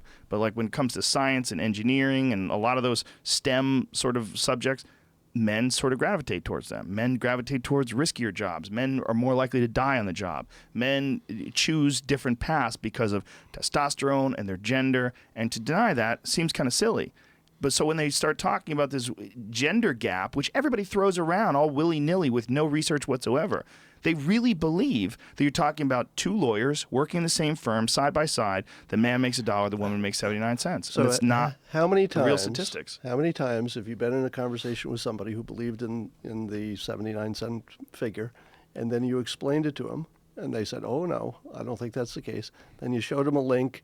You proved it beyond any doubt, and it still didn't change their mind. Well, they won't accept the fact they could have been wrong about something because they've attached their identity to being correct. Right. It's a huge problem with anything gender-related. The gender thing is that the idea is that women have been suppressed, and they have, for sure. I mean, women didn't get the right to vote until the 20th century, right? That's kind of crazy. You know, I mean, we went through a long time in this country where women couldn't even vote. So absolutely they've been suppressed, and absolutely there's a lot of things that brought them out of that. First of all, birth control. Like the ability to choose whether or not they're going to be pregnant, the laws changing, discrimination laws changing, people's perceptions of what women are changing. All those things are absolutely real, but you can't lie about numbers. Like as soon as you bullshit people, then they have reason to disbelieve you about everything. So if you start bullshitting about the wage gap, and this is not saying that it's not more difficult to be a woman. I think it is. I think it's more difficult because I think men are pieces of shit. I think there's a lot of violent, dangerous, creepy men that probably want to rape you. And I would hate to be a woman in that sort of a scenario. So I'm not denying that it's probably more difficult in our society because of a lot of shitty men. It's more difficult to be a woman. But you can't lie about numbers. As soon as you start pretending that women get paid less for the same job across the board, you ruin the whole argument because now we're not dealing in reality. Now we're doing the same thing where we're not looking at Caitlyn Jenner as like a human. We're looking at it as a gender identity hero. You know, like, well, what about as a human? Like, we're supposed to celebrate someone or not as a human being, as a total package. We're not doing that. And this is, we're treating the whole subject with blinders because it pertains to gender. But we can't look at the reality of it. I would generalize that to say that nobody's ever won an argument with data. It almost just never happens. Yeah. Because the problem is that people just say, well, your data's wrong. And that's the end of the conversation. But isn't that less and less the case now than ever before? It should be. But I'm actively in conversations with people in which I can show them all the data that I want. It makes no difference. Humans or Twitter people? Even regular people. People in the world. In real life, yeah. But, there's a broad spectrum of people in the world, right? When you're talking about people that you respect, your peers, colleagues, fellow cartoonists, I mean, you're talking about them or are you talking about... Regular, educated people. I've never seen anybody change their mind on that topic, that specific topic. That's a weird one. Yeah, that's a weird one. Yeah. I've seen people have some pretty heated discussions about it, too, and completely uninformed. If people don't have an emotional lock on the topic, then you can move them with data. Right. Because they don't care. It's like, oh, there's better data, okay. But people are so dug in on that particular topic. It's very insidious. It's very insidious because I think like we were talking about with the Hillary Clinton thing about lying about Russia, as soon as you lie about that, as soon as you lie about something, well, I'm going, what the fuck? When you see, I'm sure you've seen it, the director Comey video where it compares what Comey said versus what Hillary is saying he said. And it's like, holy shit. Like, you're just lying. Like, you just keep lying. Like, this is a crazy moment where you're seeing this because it didn't exist until recently, where you had this YouTube phenomenon where you can watch and get millions of hits on these videos where it shows the reality versus what you're saying. And as soon as you throw a non-reality into it, I know that you're dealing with it from a team perspective. Like, you're just trying to manipulate whatever the facts are or wherever the argument is to get your team in. You don't really care what's true. Women get paid less, period, you fucking piece of shit. 79 cents to $1. Read the facts. And you can't even argue with it. You can't even bring it up. But that's everything all the time, if there's any emotional connection. We just think that, logic and data and, arguments matter, but they're just so rare. And if you disagree also, you're like so happy to be a man. You must be so happy to be a man. You think men are the only ones who could run this world. You think men don't discriminate against women every step of the way. It must be really nice to have that white male privilege, Scott Adams. The sarcasm as a replacement for reason is probably the most annoying thing in the world. And I've been, the sarcasm has been raining on me for a year for writing about Trump. But yeah, it's exactly what you said. It's like, So, and then Trump will get elected, and then he'll just make everything good, and then it will be just unicorns, right?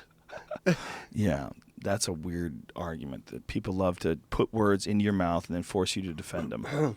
I talk about the word "so" as a tell for that whatever is going to come next is a hallucination. So if you say to me, it doesn't matter what you said, I went to the store yesterday, I would say, so you abandoned your children. And you know that whatever comes won't make any sense. Oh my God, that's hilarious. That's really funny. Yeah, you can definitely do that. I mean, that's the art of persuasion, right? That's hypnosis. That's what you're into. Do you have a pocket watch? Do you have one of those? No, that's not part of the process, weirdly enough. But it is in cartoons. And movies, yes. I think was it ever? I think there was one movie that's well known in the history that this one movie, I don't know what it was, it showed somebody using a watch to hypnotize, and then it just became a thing. But it was never a thing within the hypnotist world. Was there ever a moment during this whole campaign where it was getting really crazy and people were angry about so many different things? Like, how about when all those women came out en masse, right? There was this en masse. How do you say that? En masse. There was that one time where all these women were coming out saying Donald Trump tried to grab my tits, and Donald Trump, and some of them were like pretty innocuous, but it was all together, like a coordinated effort. Was there ever a moment where you're like, what the fuck did I do? Like, why did I come out in support of this guy? Like, what did the hate that I'm getting right now? That was the moment that I switched my endorsement to Gary Johnson. Oh, I remember that. And my reasoning was because Gary Johnson only touches himself. And that's something I can respect in a leader. No trouble there. But that was tongue-in-cheek. It was tongue-in-cheek, but I was also getting out of the blast zone. Right. Because remember, I was never supporting him based on policies. Right. I was just talking about his persuasion. But was there ever a time where you thought, I should probably make a moral distinction because I'm getting caught up in this wave of angry alt-white people and their misogyny and racism and all the the worst aspects, right? The 2% that we already discussed. Right. And you get caught up in this association game that people are doing when they have this us versus them little battle going on. Did you ever think, like, what the fuck, man? What did I do? Not in those words, but I'm fortunately in a situation where I have what I call fuck you money. And I can kind of take some risks that you wouldn't take earlier in your career. And one of them is the risk to say whatever I think is useful and necessary and I want to say. And so that is a huge risk to be associated with anybody unpleasant. But at the same time, I self-identify with being ultra-liberal. Like, liberal people seem a little too conservative for me. I'm sort of left of them. That is interesting about you, and I definitely wanted to get to that because you're not a right-wing guy. You're very reasonable, and that's what I thought was so fascinating about this. I'm like, and it actually makes sense now you say it. You have fuck you money, so why shouldn't you just speak about whatever attributes, positive or negative, you might see? And when you look at it, almost like you're looking at a puzzle. Well, look at this piece here. This piece is going to go right there, and see, there's an opening here. It's weird. There was a space for this of somebody who didn't have a team. Yes. And it's part of the reason I don't vote. I don't join a party. You didn't vote at all? No. Isn't it ironic? It would bias me. Oh, I see. As soon as you vote, you join a team. But you like a Klingon in this world? You just roaming through the streets, and then people make the rules, and you just abide by them? How's that work? It's You're funny. a non-participant in our democracy, Scott Adams? Well, Are you secretly Canadian? I'm a Californian, so I didn't think it mattered that much who I voted for. But I also think that staying unbiased is important, so I'm just not a joiner. But what about other things? Like, you could always write in a presidential candidate if you want to do that, but like voting on things like legalizing marijuana, things that are really important. I mean, that's... notice I go right to that. Fuck the death penalty. But there's a lot of important issues you could vote on, right? Yeah, but my take on that is that the people who think they understand those issues almost never do. And the few that I could understand well enough, like legalizing weed, it was going the way I wanted it anyway. So, according to the polls that thought that Hillary Clinton was going to win. See? Well, these polls. There's the problem. Yeah, the weed polls Exactly. were much more accurate. There was a bigger gap there too. The weed polls were more accurate. Well, they are, for sure. It won by a landslide, but I thought it was important. I felt like if I was going to vote, I mean, the voting for freedom, wherever it is, wherever it's possible, especially freedom is not, you're not hurting anybody, and you're removing the possibility of being locked up for something that's not hurting anybody across the board, whether it's pot or whether it's wearing dresses. I'm for that. I would be just as enthusiastic about a transgender law. If someone made it a law where a man couldn't become a woman, you know, and then we were fighting against that, I would be as enthusiastic as I am about almost as enthusiastic. The pot thing to me it's a freedom issue as much as it is anything else. I put this in a different frame. So, you know, in the birth of the nation, there was this debate about states' rights and, you know, what's the federal government do? And the idea was that the more local the government, the better they understood the people and stuff like that. But fast forward today with the internet and more, and the states are like little laboratories. So we can watch, hey, how'd it go in Colorado? So we don't have to argue on principle or morality anymore. We're actually beyond that because we can measure. We can A/B test with the states. So with everything from abortion law to weed, you can say, hey, let the states do it, and let's just make sure we measure it. You know, make sure we have a real a thing that matters that we can say if it reaches this level it worked. If there's crime it didn't.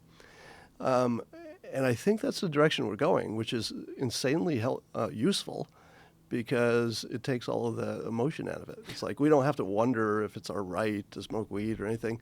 Just see how it worked out. I don't disagree with what you're saying, but I also think that it's that too.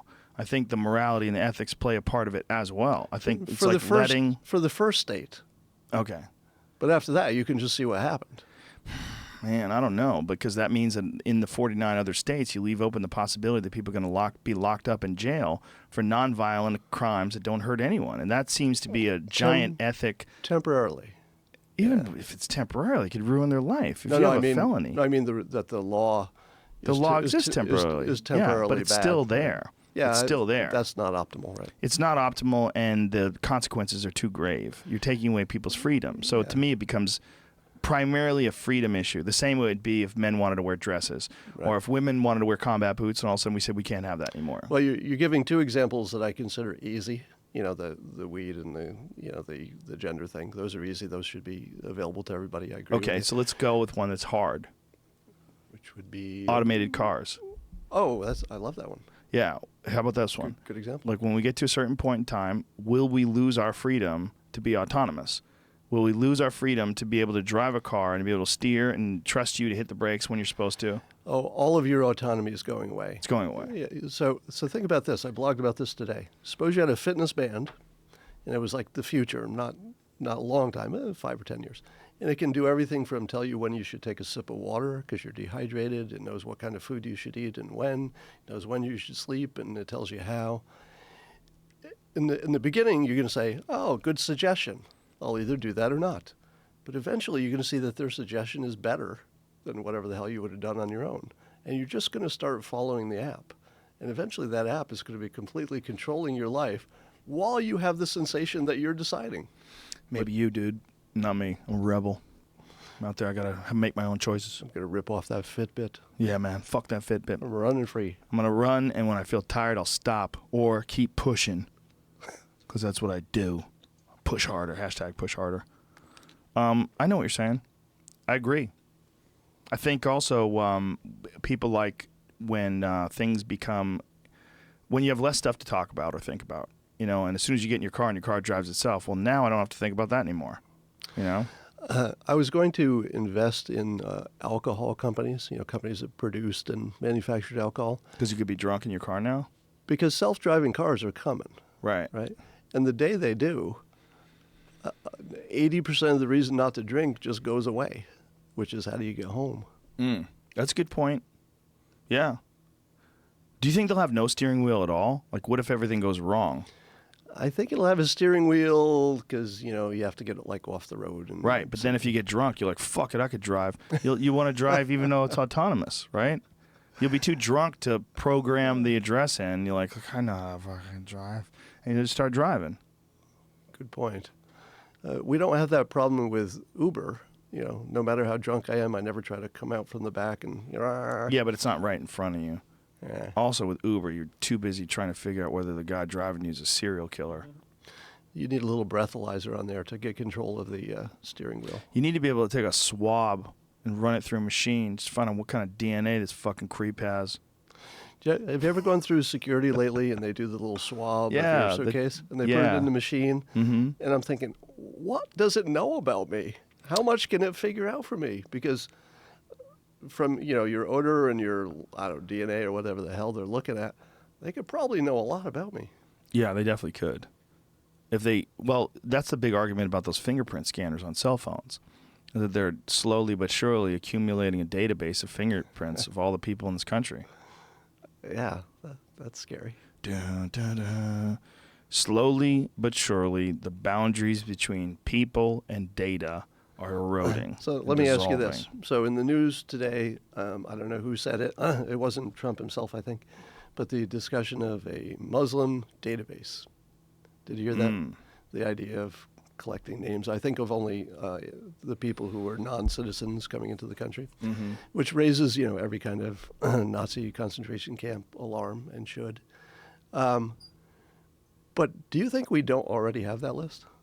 Good question. Don't you think there's somewhere in our big data, which they can't tell the citizens, and in fact they can't even tell the politicians, because there are probably only a few people who know, probably a few people in the government who know what we know about citizens. Yeah. But the idea that there's anybody coming into the country and we don't have a really good idea of where they are at any time. I mean, if they have back doors into everything from, the credit card processing companies to, all the other big, the cell phone companies, they have a working profile on everybody if they want to. In other words, they have to push the button to run the program. But if they wanted to know your religion, they wouldn't need to have you fill it out on a form, because they could check your credit card and say, hey, he buys gas next to the synagogue or the mosque or whatever, and his friends are these because they do the same things at the same time. Big data already knows your religion. If someone wants to track down all that stuff, the thing is, who is the someone? How many? I have a friend that's always worried the government's looking into his email and following him, and this is what I always say: how many people are they doing this to? There's hundreds of millions of people. How many people work in the government? How are they doing that? Here's a good story. This is how, if people think, oh, they're following me, man. Listen to this story. The guy who broke into the White House. Do you know about that story? The guy who ran through the White. I had a bit about it in my last Netflix special, because this is where progressiveness got us. This ridiculous idea that everybody's equal. They left a woman guarding the door of the White House by herself. This is a true story. The guy hopped the fence. He was crazy, PTSD'd out of his fucking mind, veteran, ran across the lawn. The guy who was in charge of monitoring the grassy area where this guy ran across took his earpiece out and was on the phone with his girlfriend. So this guy was having a conversation with his girlfriend while this guy's running across the lawn. The guy gets to the front door. The alarm system is down because it kept fucking up, so they just shut it off. So they left a girl by herself at the door with no alarm, or a guy just ran across the lawn. Then you find out about the guy. Well, the guy, it turns out, was arrested just a couple of months before this with 800 fucking rounds of ammunition, four rifles, 2 handguns, a machete, an axe, armed to the tits, with a fucking map of Washington, D.C., with an X where the White House is. They weren't watching that guy. They weren't even watching him. We are dealing with way more incompetence than we would like to believe or that we would care to admit. So that was a case of a criminal investigation that the law enforcement people didn't coordinate, right? Well, it was both that and complete arrogance, and not having an alarm system on, not having more than one person guarding the lawn, not having more than one person at the door, having a woman at the door, by herself, where this fucking giant soldier comes running through and knocks her to the ground and runs around the White House. See, this is a perfect example. So since that never had happened before, probably, maybe... In 100 years. 1812 was the last time it happened before that. Oh, wow. Or 1912, excuse me. So you're never really ready for the thing that hasn't happened. I always think about if nuclear war broke out, let's say Russia and the United States decide, all right, it's on and we're going to launch, I don't think they'd work. The bombs? The bombs, because we've never done it before. Like we've tested the bomb and we've tested the missile, but we haven't tested the missile on the bomb and the chain of command and who puts the codes. And sure, we've tested all the parts. Imagine it was all a fucking Fugazi scheme, and like there's nothing even in those things. They're just taking that tax dollars and using it for satanic rituals and flying on private jets everywhere. Did you read all that stuff, the Podesta stuff that came out in the WikiLeaks emails about all the weird rituals they were going to, the spirit cooking, involved sperm and blood, and what in the fuck are they doing? Like, I don't like to believe when Alex Jones goes on to his fucking crazy, they're all Satanists, every one of them, they're all worshiping Satan. You know, you go, well, Alex Jones is crazy, he's going crazy. Obama is a devil, literally a devil in hell. And you go, oh, Alex Jones is out of his fucking mind. And then you see this Podesta thing where, you know, they're doing Satan rituals. Like this, or at least went to watch something called spirit cooking. Well, but you heard their explanation. I did not. So the explanation was the woman who I guess was the hostess says, oh yeah, it does mean those other things, but we've sort of, you know, cutely just generalized it to whatever we're doing. So the spirit cooking didn't mean any of that. I don't buy that. I don't buy that for a second. Well, I'm not sure I buy that they were all getting together to eat blood and sperm. Well, why are they even talking about it? My friends and I, we never get together and talk about eating blood and sperm. No, never comes up. No, they didn't talk about it. Well, somebody did. Well, the email just said, do you want to go to the spirit cooking thing? Right, but then when you find out what the spirit cooking is, it involves blood and sperm, right? Well, it's one of the things it means. So does every good party, by the way. It's not a party until somebody bleeds. Somebody bleeds and somebody comes. I didn't look into the explanation because to me it's one of those things that I don't want to know any further path because it's too fun to think that these wacky fucks are out there jizzing in a bucket of blood and drinking it and throwing it on themselves. That's more fun to me than knowing a rational explanation. I think the best moment of the whole year was related to that. It was Mike Cernovich was tweeting about it the most, and I realized that I think it was the Washington Post ran a piece by piece sort of explaining why it wasn't what it was, and I thought, where have we come to the point where Mike Cernovich makes the Washington Post defend how much sperm Podesta ate? It's like, no, it was way less sperm than you think. It was like hilarious. It's a couple of drops. That's all you need. That's all you need. A couple of drops. It's a symbolic thing. This is totally unrelated, but did you see the Real Sports from this week with the Bikram yoga guy? No. Did you see Brian? What's his name? Brian Gumbel. Thank you. He did this Real Sports. One of his episodes, he had this woman go and investigate Bikram Chudnoy, I think his name is. He's the guy that's the lead of Bikram Yoga, right. And apparently, he's allegedly banged a bunch of chicks that worked there and sexually harassed them. Allegedly, keep saying that. But they were saying, he was like, why would I do that when women will pay $1 for one drop of my sperm? He was saying they pay $1. Yeah, he was saying there's thousands of women signing up to fuck him, and that 4 of them committed suicide because he wouldn't fuck them, and that people are willing to pay $1 million for a drop of his sperm. Well, they're out there, folks. That's a good argument. There's some crazy fucking people out there. I would have defended myself differently. I'd say, well, the women who come here for yoga, they're very flexible. That's some money laundering right there. If someone's paying $1 million for his sperm, for one drop of his sperm, that's a guy who's selling drugs, trying to get rid of cash. He's trying to move some money around. That's what he's doing. Well, I mean, it's the ultimate telecommuting job. It's like, I can't come to the office. I'll be home today. My quota's a gallon today. Well, one drop. I mean, you got a lot of drops if you're healthy and if you eat eggs and drink milk. My point being that there's a lot of fucking crazy people in this world, and this guy, Podesta guy, being involved in this wacky spirit cooking thing. I'm not shocked. This yoga guy, this guy that you think of as being like peace and Satnam and Namaste, and we're all gonna flow together and realize we're all one. He's like, they pay $1 million for one drop of my sperm. He's crazy, and he's the head of this yoga organization, which we all think we immediately associate yoga with peace and love and happiness. And he's talking about all these women that accuse them of like being human trash and pieces of shit. And it's like, whoa, like think about how Trump responded to like the allegations against him versus how this yoga guy responded way worse. He should have gone with a nickname. Yeah. Lying yoga hose. I don't know what would he call them. But my point is that there's some crazy people out there involved in all sorts of weird stuff where you would never imagine. Well, it also gets to the fact that I just tied that together pretending I had a point.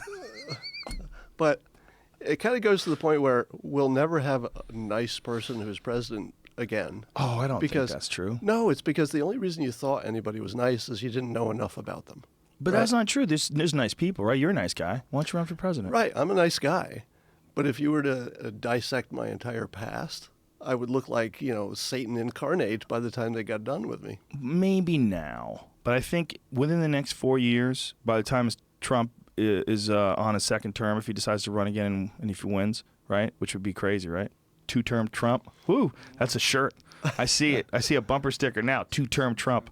2-term Trump. 2-term Trump. Look, if you guys start chanting that shit, I want credit, okay? I came up with it. But I really could see that by that time, it would be way more difficult to just, first of all, we're going to have to acknowledge that you can't just edit little pieces of someone's life and make some sort of an absolute definitive statement on who they are based on out of context statements and things. And also this idea that like something you did in 2001 somehow defines you in 2016, that you're the same person. Right. Isn't the point of life to improve? 100%. Like if you say Trump did X terrible thing 30 years ago, right? And I think, and now what's he doing? He's trying to do things good for the country. Isn't that like the arc we're all supposed to be on, where you used to be kind of a not a good person, but you're getting better? Well, we would hope that you used to be a really good person and now you're a god. That's what I'm looking for. Know anybody like that? I want someone who was perfect in the 90s and has now transcended humanity and is ready to lead. Because that's what we need. We can't have people leading anymore. We need like a real guru. You want to go the full cult, turn this nation into a cult. Mm. Well, we'll see. We'll see what Donald does. I don't even want the full. I think we have a completely unrealistic expectation as far as someone who would put it like JFK, right? Perfect example that everyone always uses. If he was running today, he'd be picked apart. Clinton, another perfect example. If you look at him on paper, as far as policy, take out the Monica Lewinsky scandal and just look at like what he's done, what the economy was like during his time, and make your arguments plus or minus that he, how much of it was because of him, how much of it was he was in a lucky spot as far as being a president, right? There's those arguments. But you look at him like that and you go, well, there's this guy who was a great guy. But then the Jennifer Flowers and the Paula Jones and the this and the that and all these different, then you have a totally different idea of who this guy really is. The truth is probably somewhere in the middle, right? Yeah, and the technology for forming opinions that are incorrect about your opponent is just better than it's ever been. Yeah. Because now they can test that stuff in real time. Yeah. They can put out several ads, see who clicks on what, and test the persuasion. So the best persuader of 25 years ago was an amateur compared to the best persuader in 2016. I wonder about that because I think that JFK was a fucking magnificent persuader. Have you ever seen JFK's speech about secret societies? No, but I would agree he was great for television because he was great on television. Well, he had an incredible speech about secret societies and the importance of not having secret societies in government. And it was really, like, to this day, it's one of those ones that conspiracy theorists love to bring out and go, this is why they killed him, bro. This is why they killed him. Because, I mean, it may very well be that. But, he was talking about the importance of transparency amongst the government and amongst the people and how dangerous it is to hide secrets and have secret societies. And it's incredibly brilliant, and it's amazing because you couldn't imagine a president saying that today. It's like, do you remember, I believe it was Eisenhower that had the speech about the military industrial complex before he left office? Right. Yeah, it was Eisenhower. Right. It's an amazing speech, but it was a speech that he gave one night that no one ever saw again until the internet came around. Like, it wasn't something you were played in school. It wasn't something you were even aware about probably until YouTube came along. Right. And then you watch that thing on YouTube where Eisenhower's saying, we must be fearful of the military-industrial complex. You know, he was basically saying there's a whole machine that wants to go to war, and they're looking for excuses to go to war. And he named it. You know, he called it this thing. That is, you would never fucking see that today. You would never see that. What Kennedy did and what Eisenhower did, it's almost like they've buttoned down those holes. They've found out where those issues were in the difference in what the people that are actually running the government want to direct and to project versus these mouthpieces, these guys like Eisenhower or Kennedy. So now it's sort of the military industrial mainstream media conglomerate, because they all seem to be on the same side right now.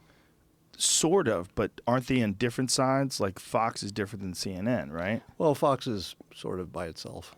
Yeah. I was watching Fox and CNN back and forth before the election. I would watch Fox for like an hour, and then I'd switch over to CNN for an hour, and I was getting schizophrenic. So have you seen how reality has bifurcated? So if you switch between Fox and CNN, on Fox, the Trump transition team is doing a terrific job picking, real adults, blah blah blah. You go over to CNN, it's in chaos. It's there's just this big clusterfuck going over there. Everything's falling apart. The country's going to fall apart. They have access to the same information. Yeah. As far as I know. And those are two completely different views of reality. Yeah, there's two completely different views of reality. Also, if I've gone to some liberal sites, websites that are urging people to contact the Electoral College and block Trump's rise to power. Like, what? Is that even possible? And how isn't that anti-democratic? Like to have a few people contact the Electoral College, which is like, you're talking about like the representatives, like every state picks a representative. That representative is supposed to represent the state. They almost always do, but they have this sort of weird hidden power where they could kind of change like if California voted for Clinton, but they said, fuck that, Trump. Like if someone actually did decide to do that, some crazy delegate. Yeah, so apparently that power is intentionally built in just to prevent a monster from being, didn't work. Elected. It didn't work. Didn't work. But that's what people are saying. Like but there would be a revolt in this country. Yeah. If they ever did that, good Lord. If they think it's bad now, the divisiveness and the angst and this fucking weird line in the sand across, I mean, it's almost Civil War style between the right and the left right now. Well, some of that might be exaggerated by the media as well. Could be. Or accentuated. Accentuated. They're blowing on that fire. Yeah, would the protesters be out there if it wasn't on television? What is your opinion on the protest? Do you think, I mean, I've seen ads where they said they would pay people $35 an hour to protest. Is that true or is that bullshit? I don't know. I would say low credibility. I had heard that you can't Snopes things anymore because Snopes leans towards Hillary. Yeah, I hear that too, but... Where do you hear it, though? From Snopes? I don't know. Or alt-right forums. Alt-right. Right. So I would say that one is grain of salt, but there certainly are things that are subject to interpretation. So, for sure. So you got to figure there's some bias everywhere. Yeah, I wonder if people are really getting paid to protest. It seems like a good gig if you're broke. Fuck. It's just assumed to be true on the right. Of course. They think that this is proven in lots of different ways. Well, when I was in New York, maybe there was thousands and thousands of Oscar-winning actors wandering through the streets. But honestly, to me, it didn't seem like anybody was acting. It didn't seem like anybody was a paid performer. Well, they wouldn't. Most of them could be naturals, but you'd need a core that gets everybody excited. There's got to be a core that shows up, and then other people can. Or is it that the people that are willing to take that $35 an hour, they hated Trump anyway, and this gives them an excuse to make some cash while they're hating Trump? What is this here? No, someone wasn't paid $3,500 to protest Donald Trump. It's fake news. Created by Paul Horner, who posts fake news on a variety of websites. Oh, how dare you. He took credit for the fake news. Well, that makes sense. He goes, his followers don't fact-check anything. They'll post everything, believe anything Horner said, referring to then Trump campaign manager Corey Lewandowski. Horner said his campaign manager posted my story about a protest getting paid $3,500 as a fact. Like, I made that up. I posted it in a fake ad on Craigslist. Here's a screenshot of the since deleted tweet. That's funny. So I'm glad I said low credibility before you showed that. Yeah, that makes that would have been really embarrassing. The amount of money that you'd have to pay thousands of people, $35 an hour.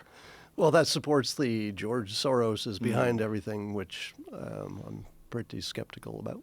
Yeah.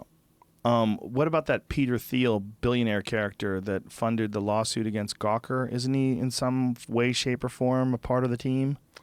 He's part of the Trump Transition? universe. Well, Yeah. I don't know if he's technically on the transition team. Yeah. It's all very interesting. It's very well. There goes the anti-gay thing. Where have you seen any evidence that he's anti-gay? That Trump's anti-gay? I'm not sure what they're even looking at, except that he picked Pence as his running mate, and Pence has some stuff in his history. Yes, he does. He has some stuff that I tweeted the other day that Rachel Maddow was highlighting, that he was saying that instead of giving money to AIDS research, you should give money to educate gay people about the risks of their behavior. Like, Yeah. So here's what I think is going to happen. If you want to put this in the positive perspective, the vice president will adopt the president's policies, at least in public. By the time Mike Pence, might run for president or something, my guess is that it will be hard-coded. In other words, this gives him an opportunity to evolve to where the country would find him more acceptable anyway, should he want to do that. And it's sort of what I call the fake because. It gives him an excuse to do it without being a hypocrite, because people will say, yeah, you had to do that because he's your president. And, now that's just your policy. So my guess is that Trump is moving a lot of people to the middle because that's where he is. But that Pence guy's, he's not very persuasive. I just really have a hard time seeing him as being a guy that's going to run for president someday. I think he might. Really? Yeah, I think as a pick, I'll say that I'm no fan of his history with gay rights stuff. I'm not on that team. But as a personality on TV, like, he's really good at interviews. He really sticks on point. And he only had one thing he needed to do, which was win a debate against the other vice president, Tim Kaine, which he did. He's trying to hide his emails, though. Well, I'm sure they would all like to hide their emails. Have you seen that, though? That was the latest thing, right? He had his own he's like, servers. no. Yeah, like they want access to his emails. He's like, fuck that. So, we're waiting for that shoe to drop. Who knows? I mean, it's going to come a time when I think we're probably all going to have access to all of our emails. I mean, I think you're going to have to come to the conclusion that and you should now, really, you should think when you're sending an email, you should assume that this is not really private. I kind of do already. Yeah, first of all, because someone on the other side who gets the Scott Adams dick pic go, we'll check this out. Right, And but there's so many out there now. I know. So Well, hey, man. boring. So, own it. It's you. You know what I mean? No. Look what Charlie Sheen did. Made a career out of owning it. So I've speculated that the perfect world would be no privacy, if everybody knew everything about everybody. The worst world is where most people have privacy, but a few people lose it, because then they're just victims. Everybody could pick on them. The tyranny of it. But if everybody knew everybody's shit, suddenly you'd be like, really? You're terrible? I'm terrible too. I think we would get used to each other so quickly. I think it would also force people to evolve. I mean, we all know our best friend's stuff, and we know the failures and that we all have together collectively, and we still love each other. But it's just like letting those other people in on it, letting those strangers in on the time that you did that bad thing. See, but the reason you care is that they'll think poorly of you, Yes. and that will affect your life. Mm-hmm. But if you have mutually assured destruction, which is that everybody's bad because you know everything about everybody, everybody's got something they're not proud of. Everybody just thinks, well, I don't think I'll throw a stone because it's going to come right back at my house. Well, I think it's step one in this complete and total assimilation. I think losing privacy, I agree with you 100%. I think it's inevitable, whether it's 30 years from now or 50 years from now.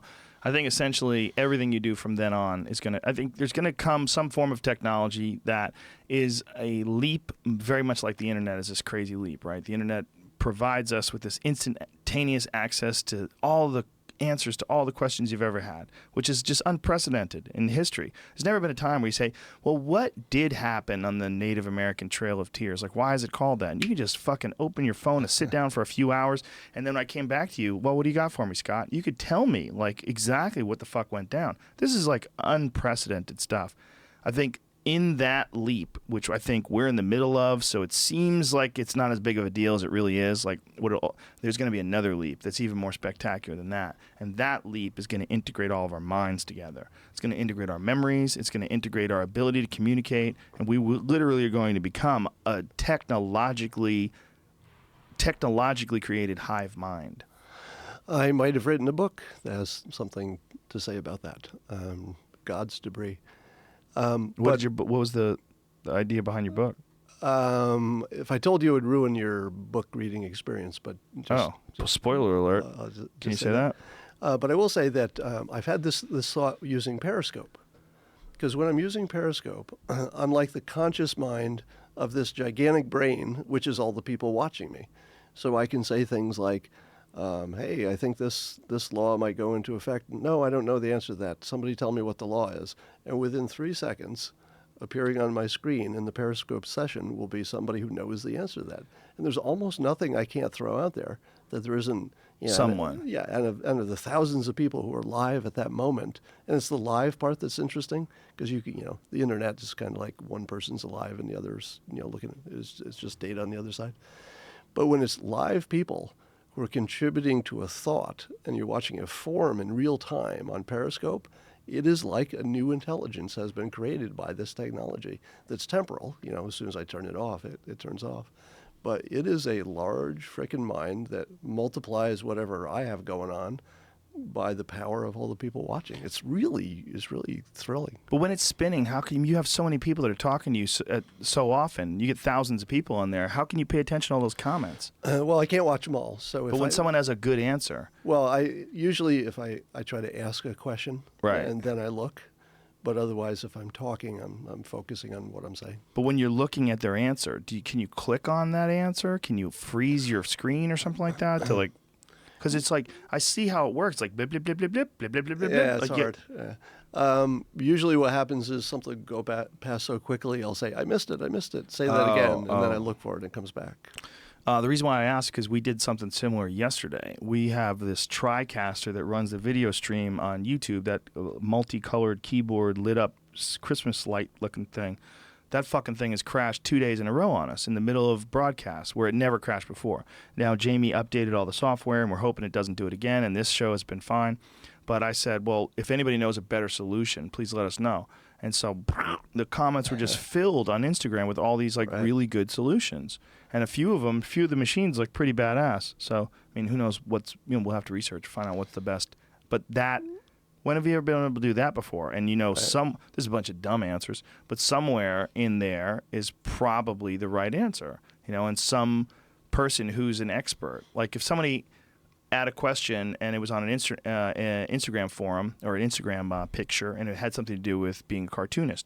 Well, who better to ask than the guy who created Dilbert? You would be able to answer and give your expert opinion on how this works or that works. I think also our government is going to run that way. At least if Trump is a transparent sort of public president, like I think he will be, I think there's going to be a lot of policies that get created in this sort of collective brain that is Trump leading the discussion and the entire public weighing in through social media and mainstream media in every other way. I think he can do that and probably will. And it's going to be like this thrilling experience of watching good thoughts turn into better thoughts. Boy, that is the rose-colored glasses view of the Trump presidency if I've ever heard one. That would be the best case scenario. And also that now that he's in office, once he's no longer in contention, now he's the president. So now he's not fighting with anybody the same way anymore. But what people are worried about is people that write things about him. Like if people write poor reviews of his presidency, that they're going to be attacked. They're worried about getting sued. They're worried about being targeted. They're worried about the fact that he's in control of the NSA and he can hire some Edward Snowden type character to fuck up your life if you write an article about him for the Wall Street Journal or something. I talk about this as well. If you look at any individual thing he does, like, hey, it's 3 a.m. and I'm tweeting about, Miss Universe or something. I always imagine him with his socks on.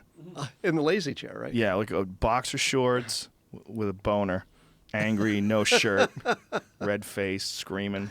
And Melania's doing something with the kid. And better yet, barefoot with yellow toenails. I imagine he doesn't take care of his feet.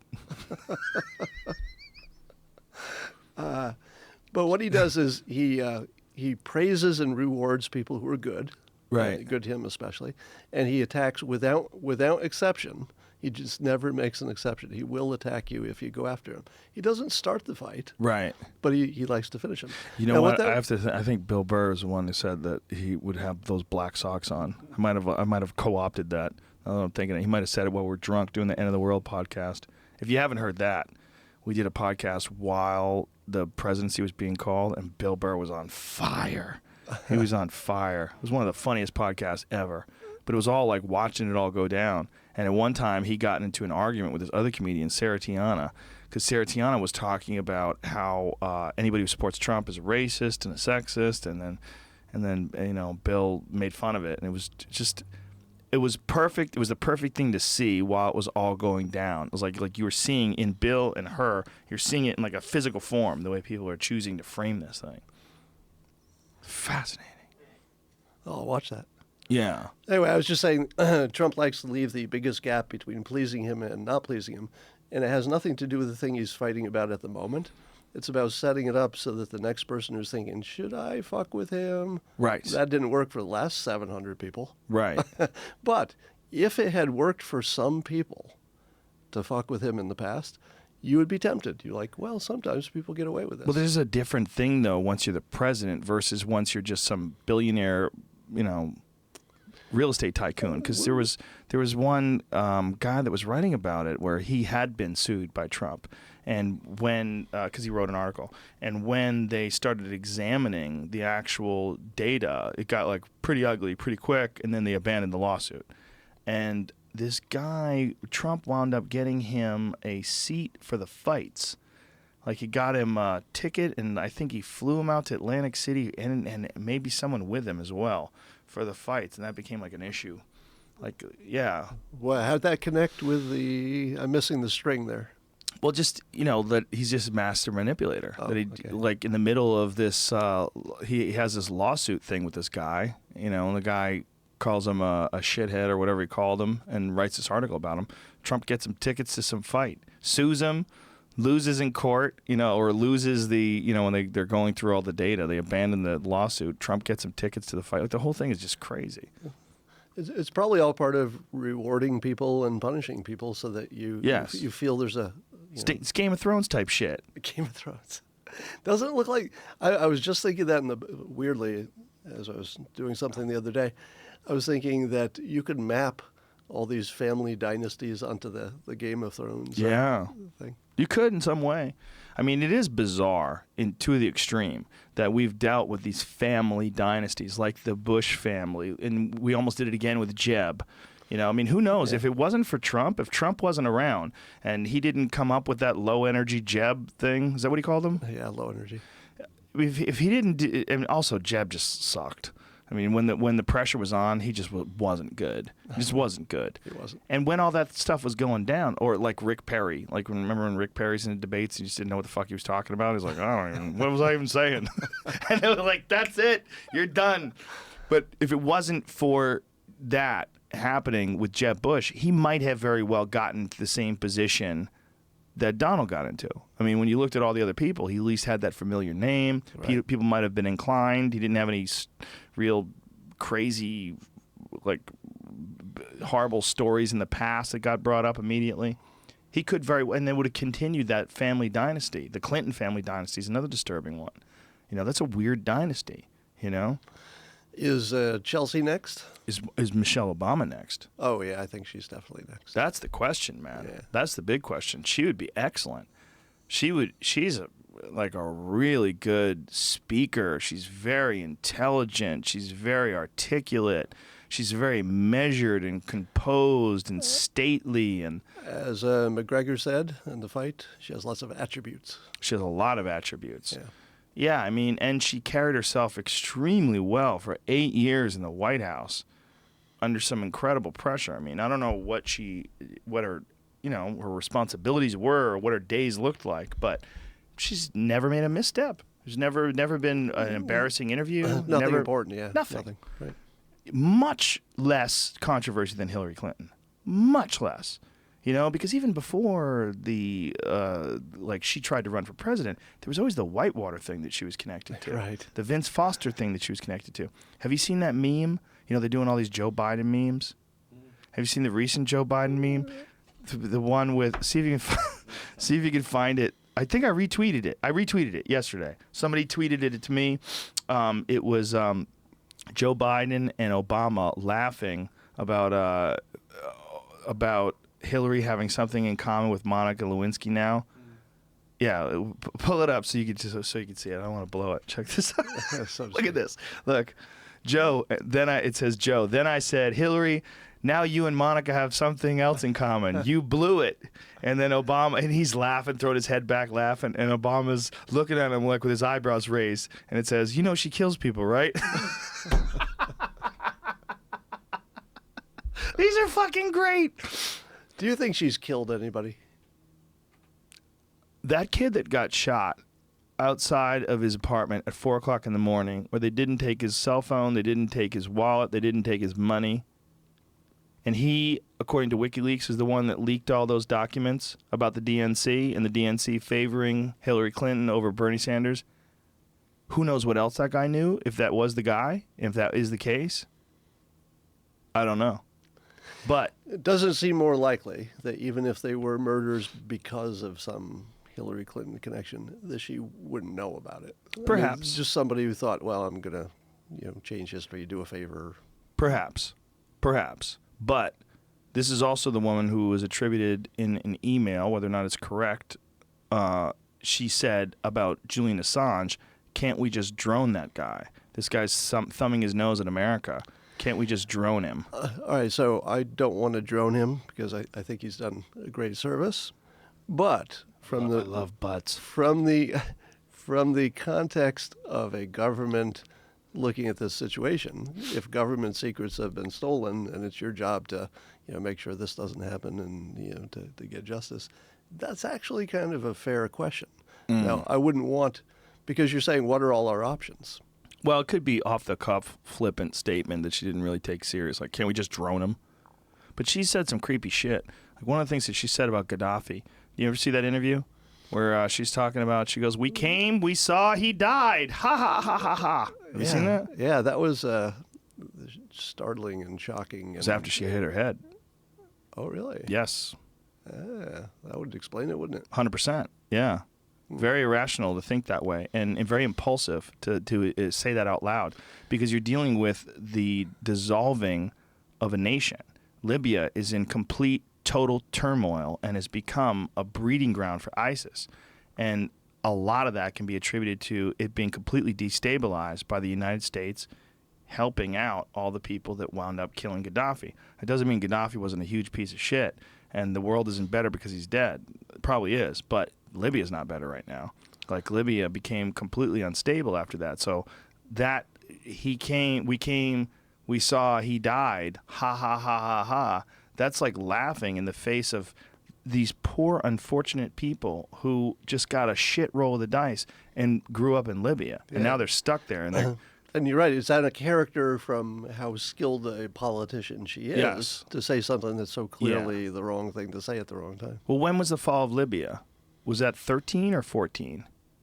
I don't know. When did find out when Gaddafi died? When Gaddafi was killed? I'll never forget it. I'll tell you that. That video was fucking terrifying. The video of the rebels capturing him and they're sticking things up his asses. 2011. I believe the interview with her was in 2012 or 13. See if you could find that out. If it's in 2012 or 13, it's entirely possible that this is directly post concussion and severe bleeding apparently on her brain. Like, she had some serious problems. So she's fucked up for like 12 months. I don't think people realize that can permanently change your personality. Permanently. The average person doesn't think that's a thing, but I've seen it. I have as well. I've seen it many, many, many times because I'm in the head trauma business Right. in a lot of ways Right. because of my experience with the UFC. But I know people that have been hit in the head outside of the UFC and have never been the same. That is one of the things that I've always said about Sam Kinison. Sam Kinison had a great book written about him by his brother. It's called My Brother Sam. or Brother Sam. It's a great book, especially for me. I'm a huge Kinison fan. But he basically says Sam was one person, and then he got hit by a truck when he was a little kid and became a completely different person. Became reckless and wild, and it came out of a head injury. Oh, yeah, the lack of control. Didn't give a fuck. Ow, ow. That's where it came from. Wow. Yeah, like literally from brain trauma. What is it? This video that's got 1.5 million 2011 was uploaded the exact same day it says he died.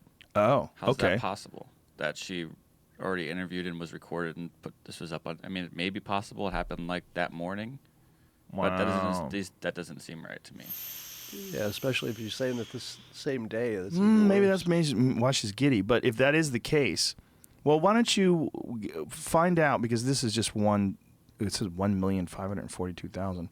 CBS News interview with Hillary Clinton. There it goes. Laughed about killing Gaddafi. Go to that. That's for 2016. And let's see when it says. It says flashback. Maybe it was like right after, and she was so giddy. But if that's the case. This is a link to that video I just pulled up. Okay. So if that's but what does it say in that article? In that article that you're reading before you click on it? See flashback right there. Yeah, like what does it say there? It doesn't say anything. Well, he died in 2011, and she supposedly had the big head injury in 2012. So you can't even like blame it on that then. I'll look into it a little more. If that's the case, you can't really blame it on that, because that means that she hit her head after this. She was laughing probably about Gaddafi dying, and she fell. Maybe when you laugh really hard and you're not that healthy, she was drinking. Or You think she boozes it up? Is that what you're saying, Scott Adams? well, you can't rule that out. Definitely can't. She doesn't look too healthy. She's definitely not eating the best foods. You know, I was saying that no matter how much she drinks, if she is a social drinker, and you know it, people who are just social drinkers who've had 2 drinks, let's say, you don't want them driving. Right. So why isn't that disqualifying for somebody who's going to be in control of the nuclear arsenal, who admits, yes, I'm a social drinker? Now, in the past, you never had to ask that question because it was 2 social drinkers running against each other, so you were going to get a social drinker no matter who got elected. But Trump's the first time you had a non-drinker. He doesn't drink at all? No, not, he hasn't had a sip of alcohol in his life. Really? Or a drug, he claims. I'd like to get him drunk and high. How about that? This says she was being interviewed in Afghanistan on that day, and news hit. So that I guess that video was not being taped, or wasn't supposed to be taped, but was like an off-air kind of recording. Oh yeah, thing. it was definitely an off-air recording. Yeah. But so that off-air. was like right when it happened, Right, and but she was laughing about it right when it happened. But that explains why she was out of character for her normal. Yes, that does make sense. She yeah. was giddy It was off camera. that they just killed this guy, and she was off camera. Yeah, that makes sense. That's a lot more logical. I'm glad we solved this. We solved it. We should be detectives, Scott Adams. We solved a lot of things today. I think we cleared up a lot of people's misconceptions about you, that not only did you not vote for Trump, you don't vote. You were essentially just looking at this thing as a person who knows a lot about persuasion and knows a lot about public speaking. And you were looking at this and you were going, this is... you're almost like watching a game. You're watching a game play out. And if you say, look, the Raiders are going to slaughter the Dolphins, it doesn't mean you hate the Dolphins. It means you're looking at the actual line, the defensive line, the offense, the quarterback. You're going, I see where this game's going to go. I thought when this whole thing started developing, the Trump candidacy, that it would open a crack in the universe where I could talk about this persuasion stuff and be believed. And in order to be believed, my technique for that was last year I predicted, so that, you know, when the day came when I was right, I would have enough credibility to say, okay, so the other things I said, maybe you should pay attention to them too. So it was sort of a long game I was playing for credibility, and I thought that persuasion would be the most important variable. It's certainly a huge variable in this world, as is what we discussed earlier, the ability to speak publicly with confidence. Not just persuasion, but just to not look rattled. You know, even if you're not persuaded, like he's not getting defeated, even when he's losing. And I would see like these debates and I would say, well, she made some salient points. She seemed more articulate. She seemed smoother with her words. She seemed more stately. but he never felt like he lost. He didn't act like he lost. That's giant too. Yeah, people are, they pick up their feelings from other people. We just look at them and say, hey, he's happy. Suddenly Yes. I'm happy. I'm Yes. just picking that up. People walk in the room and they're downers, and your energy goes down as soon as they enter. Well, it's watching someone super uncomfortable or unsuccessful is it's hard to do. Like watching someone bomb on stage, very hard to do. One of my great moments when I started to understand the world better is the first time I smoked pot in college, and for most of my college experience, I found this weird pattern that people were nicer to me if I had just gotten high.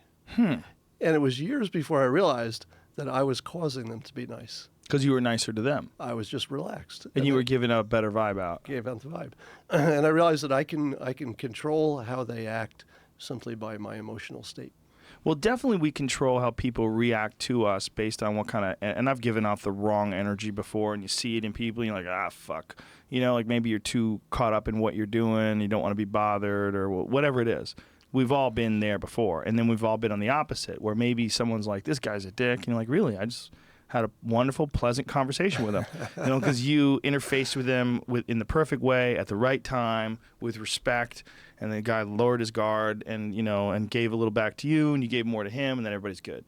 I think we've all experienced both of those things, and I think that's one of the problems with one-person accounts of any bad thing that went on. I've looked at some of this Trump stuff, and I'm like, man, what really did happen? What really did happen with the Clinton accusations? What was really going down between these two people? Because one of them is talking about it, and the other one isn't, and we don't know what the fuck the answer is.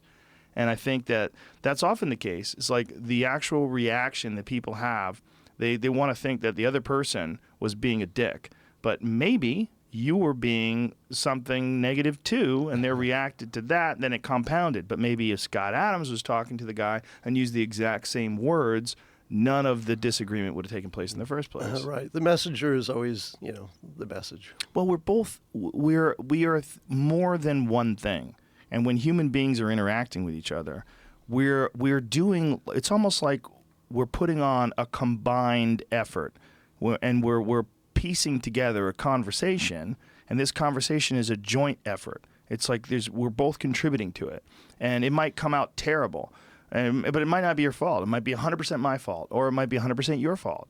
But the way it comes out is because the two of us together didn't sync up, and oftentimes you say, I met Scott Adams, he's a fucking piece of shit. But it's not really you. It might just be the way... I hear that a lot. How dare you? Yeah. But it might be the way this person talked to you. Like they might have started out right off the bat trying to joke around and said something rude, or said something they thought was funny and you didn't, or caught you at a bad time, or, Yeah, I just try to be aware that I'm causing people to be the way they are more often than, you imagine. Well, I also got to think that being the president has got to be, you want to look at yourself the way the world looks at you. The harshness of the view of the people on the outside looking in. There's no better way than to be the president.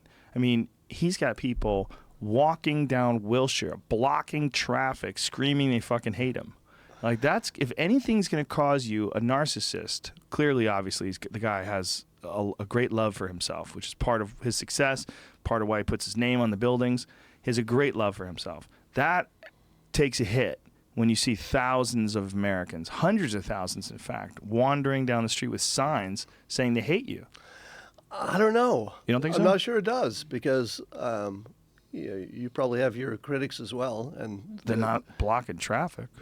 Can you imagine if the fucking people that hated you were blocking traffic? Fuck Dilbert! And they just had this gigantic stream of people with chants. Donald Trump, KKK, racist, sexist, anti-gay, and they're screaming. None of these things are true. I just imagine myself in the Oval Office, and I'm looking out the window. I'm the president, and I see the protesters, and I'm thinking, I'm not having a bad day. I'm the president of the United States. So I think it gets lost in the noise after you get elected. I mean, if civilization breaks down, that's But another you're story. talking about a guy that if someone tweets something negative about it, he's got to tweet back. You're talking about a guy, if somebody writes an article about him in the Wall Street Journal, he'll go on his Twitter page and call that magazine or that newspaper a piece of shit. The failed New York Times still won't stop lying about me. This is not a guy who's immune to the impact of criticism against him. So if that criticism is coming in the form of hundreds of thousands of people protesting, the idea that he's going to suddenly become enlightened enough to ignore that totally. But don't miss the pattern. He attacks professionals. So he goes after people who are in the cage. If you're not in the cage, you're cool. So those people on the street that are just screaming and... What has he said about the protesters? I think what he said is kind of interesting because I think what he did say is that it's great that they have these rights to protest, and he likes the fact that they're all getting together and voice their opinion, but we're all going to work this out together. And he likes their energy or something like that, right? Something like that. So that's my point. Yeah. If the parade had been led by a reporter from the New York Times, he would have eviscerated the professional. Right. And he wouldn't have touched anybody behind him because they're the citizens. Yeah. No, that's a good point. You make a very convincing argument for this all being a positive event. And I think one of the best arguments for it being a positive event is this is the first time ever we've had someone who has no political background or aspirations, and they're already famous and successful, and they become the president. So we're going to get to see. And there's a guy who wants to dismantle a system. Like one of the things he said about passing bills, when you pass a new bill, you got to get rid of 2 old ones. Yeah. And I was like, oh, whoa. regulations. Regulations, excuse me. And, my first reaction to that was, that is a stupid oversimplification. But I'll bet there are enough old laws that they want to get rid of anyway, that for a long time you could get rid of 2 for 1. Yeah, there might be some ridiculous ones that we could get rid of. It's entirely possible. Yeah, you can't do that rule forever. And if they, for a right, while, of course. For a while. Deregulation, when it comes to environmental efforts, is one thing that terrifies people. And this climate denier concern, that's a real issue. That's something that can affect us. You want to talk about that? Sure, please. Because people have been begging me Please. to give any argument that doesn't make Donald Trump look like a science retard. And Okay. I'm sorry, I shouldn't use that word. I apologize. Use it. It doesn't have any bearing on science. It's not a medical term. Retard is people that are retarded with they're slow to catch on. And we're not talking about mental illness. We're talking about retards. All right. But I apologize if anybody was offended. How dare you. I'm going to do that Don't anyway. you do it. So here's my best argument. Let's say I'll just play lawyer for a second, and I'm going to defend Donald Trump's climate change position, Okay. which disagrees with all of science. So you're starting from a deep hole, right? So you acknowledge that I've got a tough task here to defend Right. this. And what's to state his opinion for? What is his position first? His opinion is that we don't need to actively work on climate change. Rather, he would rather work actively on cleaning the air and the water. And I think he thinks that gets us to the same place. And it might. Here's my argument. I believe, and again, I'm going to speculate a little bit here, so I don't want to put too many words into the president's mouth. But I think that he's separating the data collection part of the science, which is you've measured things, and sure enough, temperatures seems to be changing in historically significant ways. And sure enough, humans seem to be behind some part of that change. I think Trump accepts that part of it. The second part of it is not the data collection. It's the complicated models that predict what happens with all this data. I think that Trump thinks that those models are unreliable and not credible and probably bullshit. Just like he thought the polls were inaccurate. All right. Remember, you just watched him defy every expert in the world. 100% of pollsters said, no, Donald Trump, look at our numbers. This could not be more clear. It's independent people. These are legitimate professionals. There's no frickin' way that you win with these numbers. And Donald Trump said, I don't believe the polls. And it was right. Donald Trump was right. Right, but there's a big difference between polls and scientific measurements of our carbon footprint. I'm not saying that they're the same thing. So I'm not gonna leap and say case closed based on Right. that. I'm just going to say that through our history, if you're trying to find the context, how many times have we built a complicated model on that scale and got it right? All right. So there's nobody who's doing a good job of predicting where the economy will be next year. Those are very similar in the sense that there's lots of variables and different models and stuff. That turns out to be just random. But the economy is largely based on confidence. There's a bunch of factors involved in the economy. How much is involved in the atmosphere? I mean, can their models figure out that there's a volcano over here? There's something happened in the ocean that you didn't expect. Some seaweed died. Hold on. You don't think they've accounted for that when they're talking about the models of the Earth being warmer every year for the past decade, and scientists being incredibly concerned that have been studying this their whole lives, seeing unprecedented levels of change? You don't think that's? I think that here's where the analogy to the polling is similar. We all thought the polling was reliable because it's sort of math, and the science seems to work. What you realize later is that there was a whole bunch of judgment that went into which variable to include, and assumptions about who's going to show up on polling day, and nobody could have any good idea what was going to happen. So the most important part of the models was literally just people sitting in the room saying, I don't know, I think it'll be like last time. Do you think that's the case with science, though, and with climate change? That doesn't make any sense to me. I think that it seems likely, and again, this would be subject to smarter people correcting me, and I could easily be corrected on this.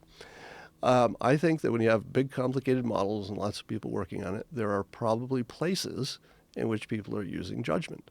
For example, and this would just be just to make the point, there may be two sets of data, and you could say, well, this one seems more reliable than that one because of whatever. So I would think that probably different scientists could get wildly different projections, and all of them tapping the same source of data, just like the pollsters got the wrong answers, but they were all looking at the same data. I see what you're saying, kind of, but I really don't see the connection between that and the polls, because everybody knows the polls is based on a very small group of people, whereas the vast majority of the population is largely uncounted. Like we really weren't. We were guessing and gauging their opinion. But that wasn't the problem, because polling is scientific enough that it can capture in some way. But the conceit is, I mean, you have to admit that there's a certain percentage that we absolutely know we're not measuring those people. When you're talking about the temperature of the Earth, you're absolutely measuring. So, I mean, you're measuring the climate all over the globe. You're actually measuring the sheer hard numbers. There's no opinion based on. There's no fluctuation of opinion. I'm agreeing with you that the data collection is probably pretty solid, because there's enough experts. So the interpretation of the data is what you're disagreeing with? By the time you put it into an economic model, there's almost certainly some fuckery, a judgment call that somebody doesn't think is a judgment call. That's almost guaranteed to be part of the model building procedure. Now, I would love for somebody to educate me on this, because I've never talked to somebody whose job it is to build a climate model. Like, I'd love to sit in a room and say, is there any part of this where two people who are both experts could have picked a different variable? And I'm almost certain that's the case, because it's a lot of variables and it's complicated, and it's always going to be the case.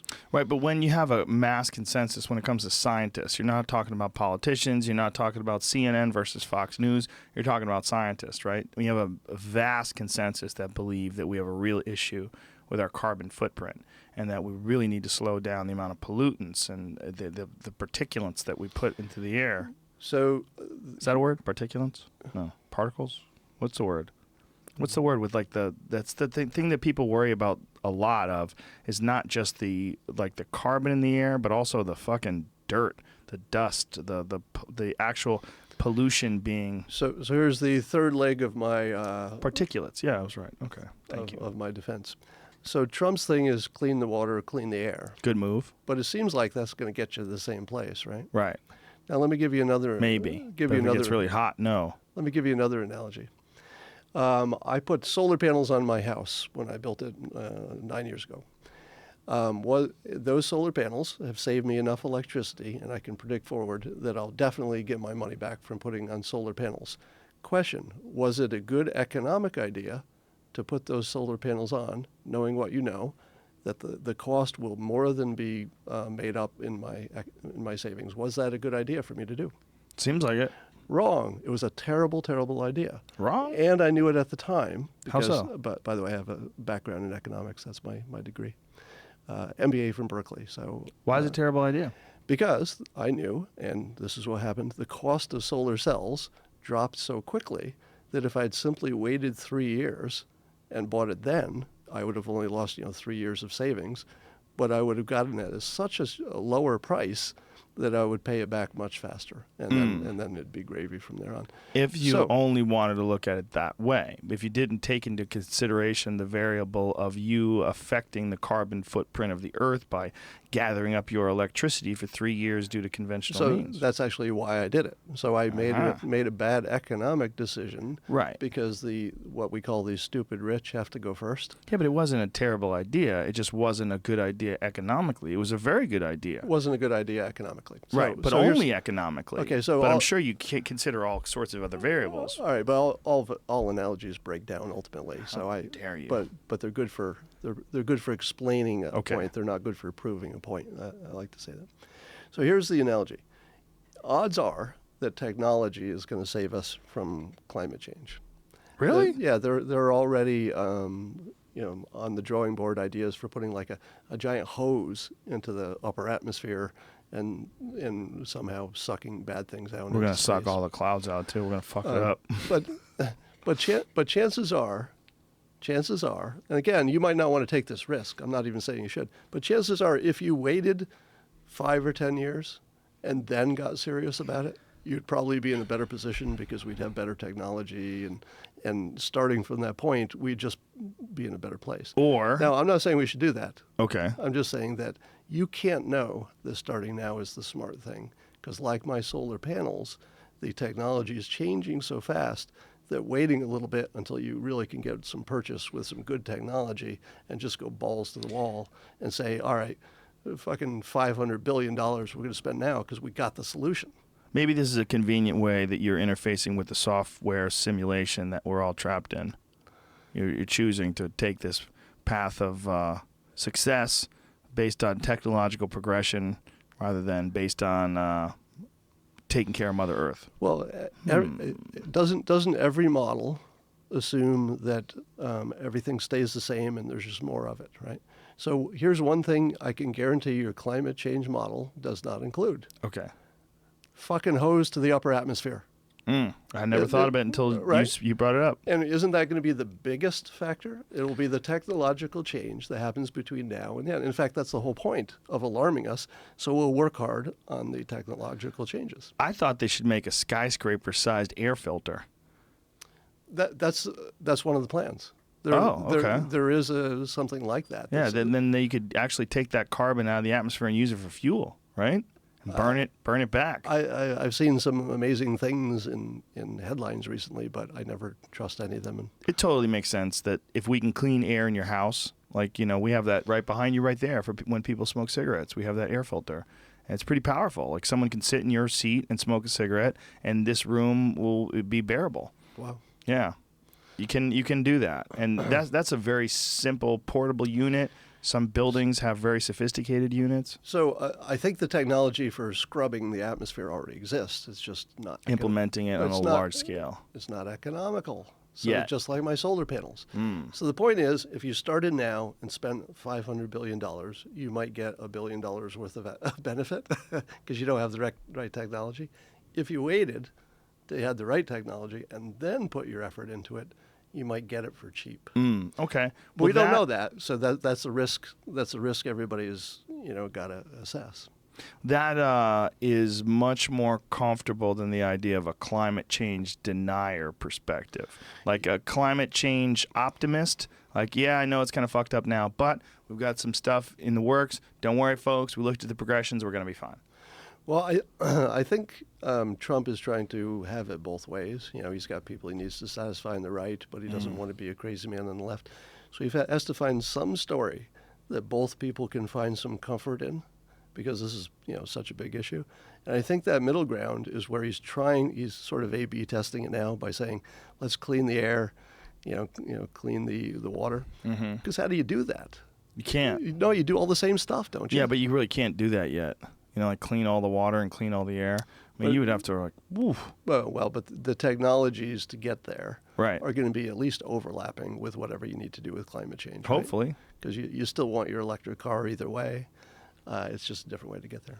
You also got to think that whatever byproducts that are in the atmosphere and in the water, all that stuff could probably be used for something. I mean, whatever these. Yeah, I think there's already, at least in the lab, they've made it useful. That would be really fascinating if we figured out a way someday to get to a zero emission state.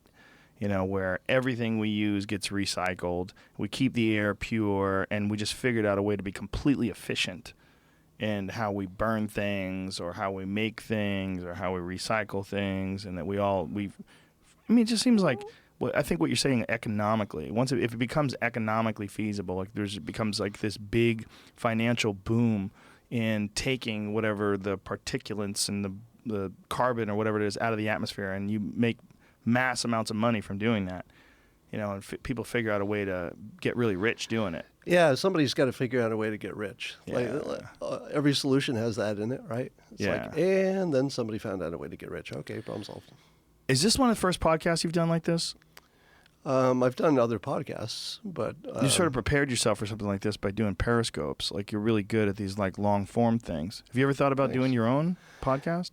I have, actually. I'm curious about it. Just tell people are going to be mad at me right now. They get fucking mad every time I tell somebody to do a podcast because they're like, dude, everybody shouldn't do a fucking podcast. But I think you should do a podcast. I really do. A lot I of would be people- remiss if I did not bring it up. People have been asking me. Do it! I can't tell you how many people just begged me to come on your show. Really? It's the single most requested thing of my year. Wow. Is you, Holy shit. You specifically. Wow. Well, it was worth it. For me, I enjoyed it. Did This you is enjoy great. it? I had a great Yes. time. Yes. We do this again? This is a peak experience. Let's do it again. I would definitely Let's do do this it once a year. Let's come back in a year. We'll see how this fucking crazy plan's working out. I'll do that. Let's do it. Sure. Thank you, Scott. I'm I in. really appreciate it, man. All right. Thank you Thanks, very much. Scott Adams Says on Twitter.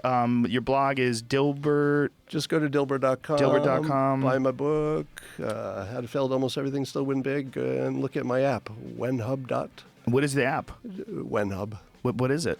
Oh, it's imagine an Uber app without the Uber car where you and your friends can just see that you're meeting, going toward the same location. Oh, so if your friend says, "Oh, I'm stuck in traffic," you're like, "Bitch, you haven't even left your fucking house yet." Ooh, I like it. Keep people responsible. Thank you very much, Scott. Really appreciate it. I had a great time talking to you. All right, likewise. All right, folks. We'll be back on Monday with Shannon the Cannon Briggs. Let's go, champ! See you then.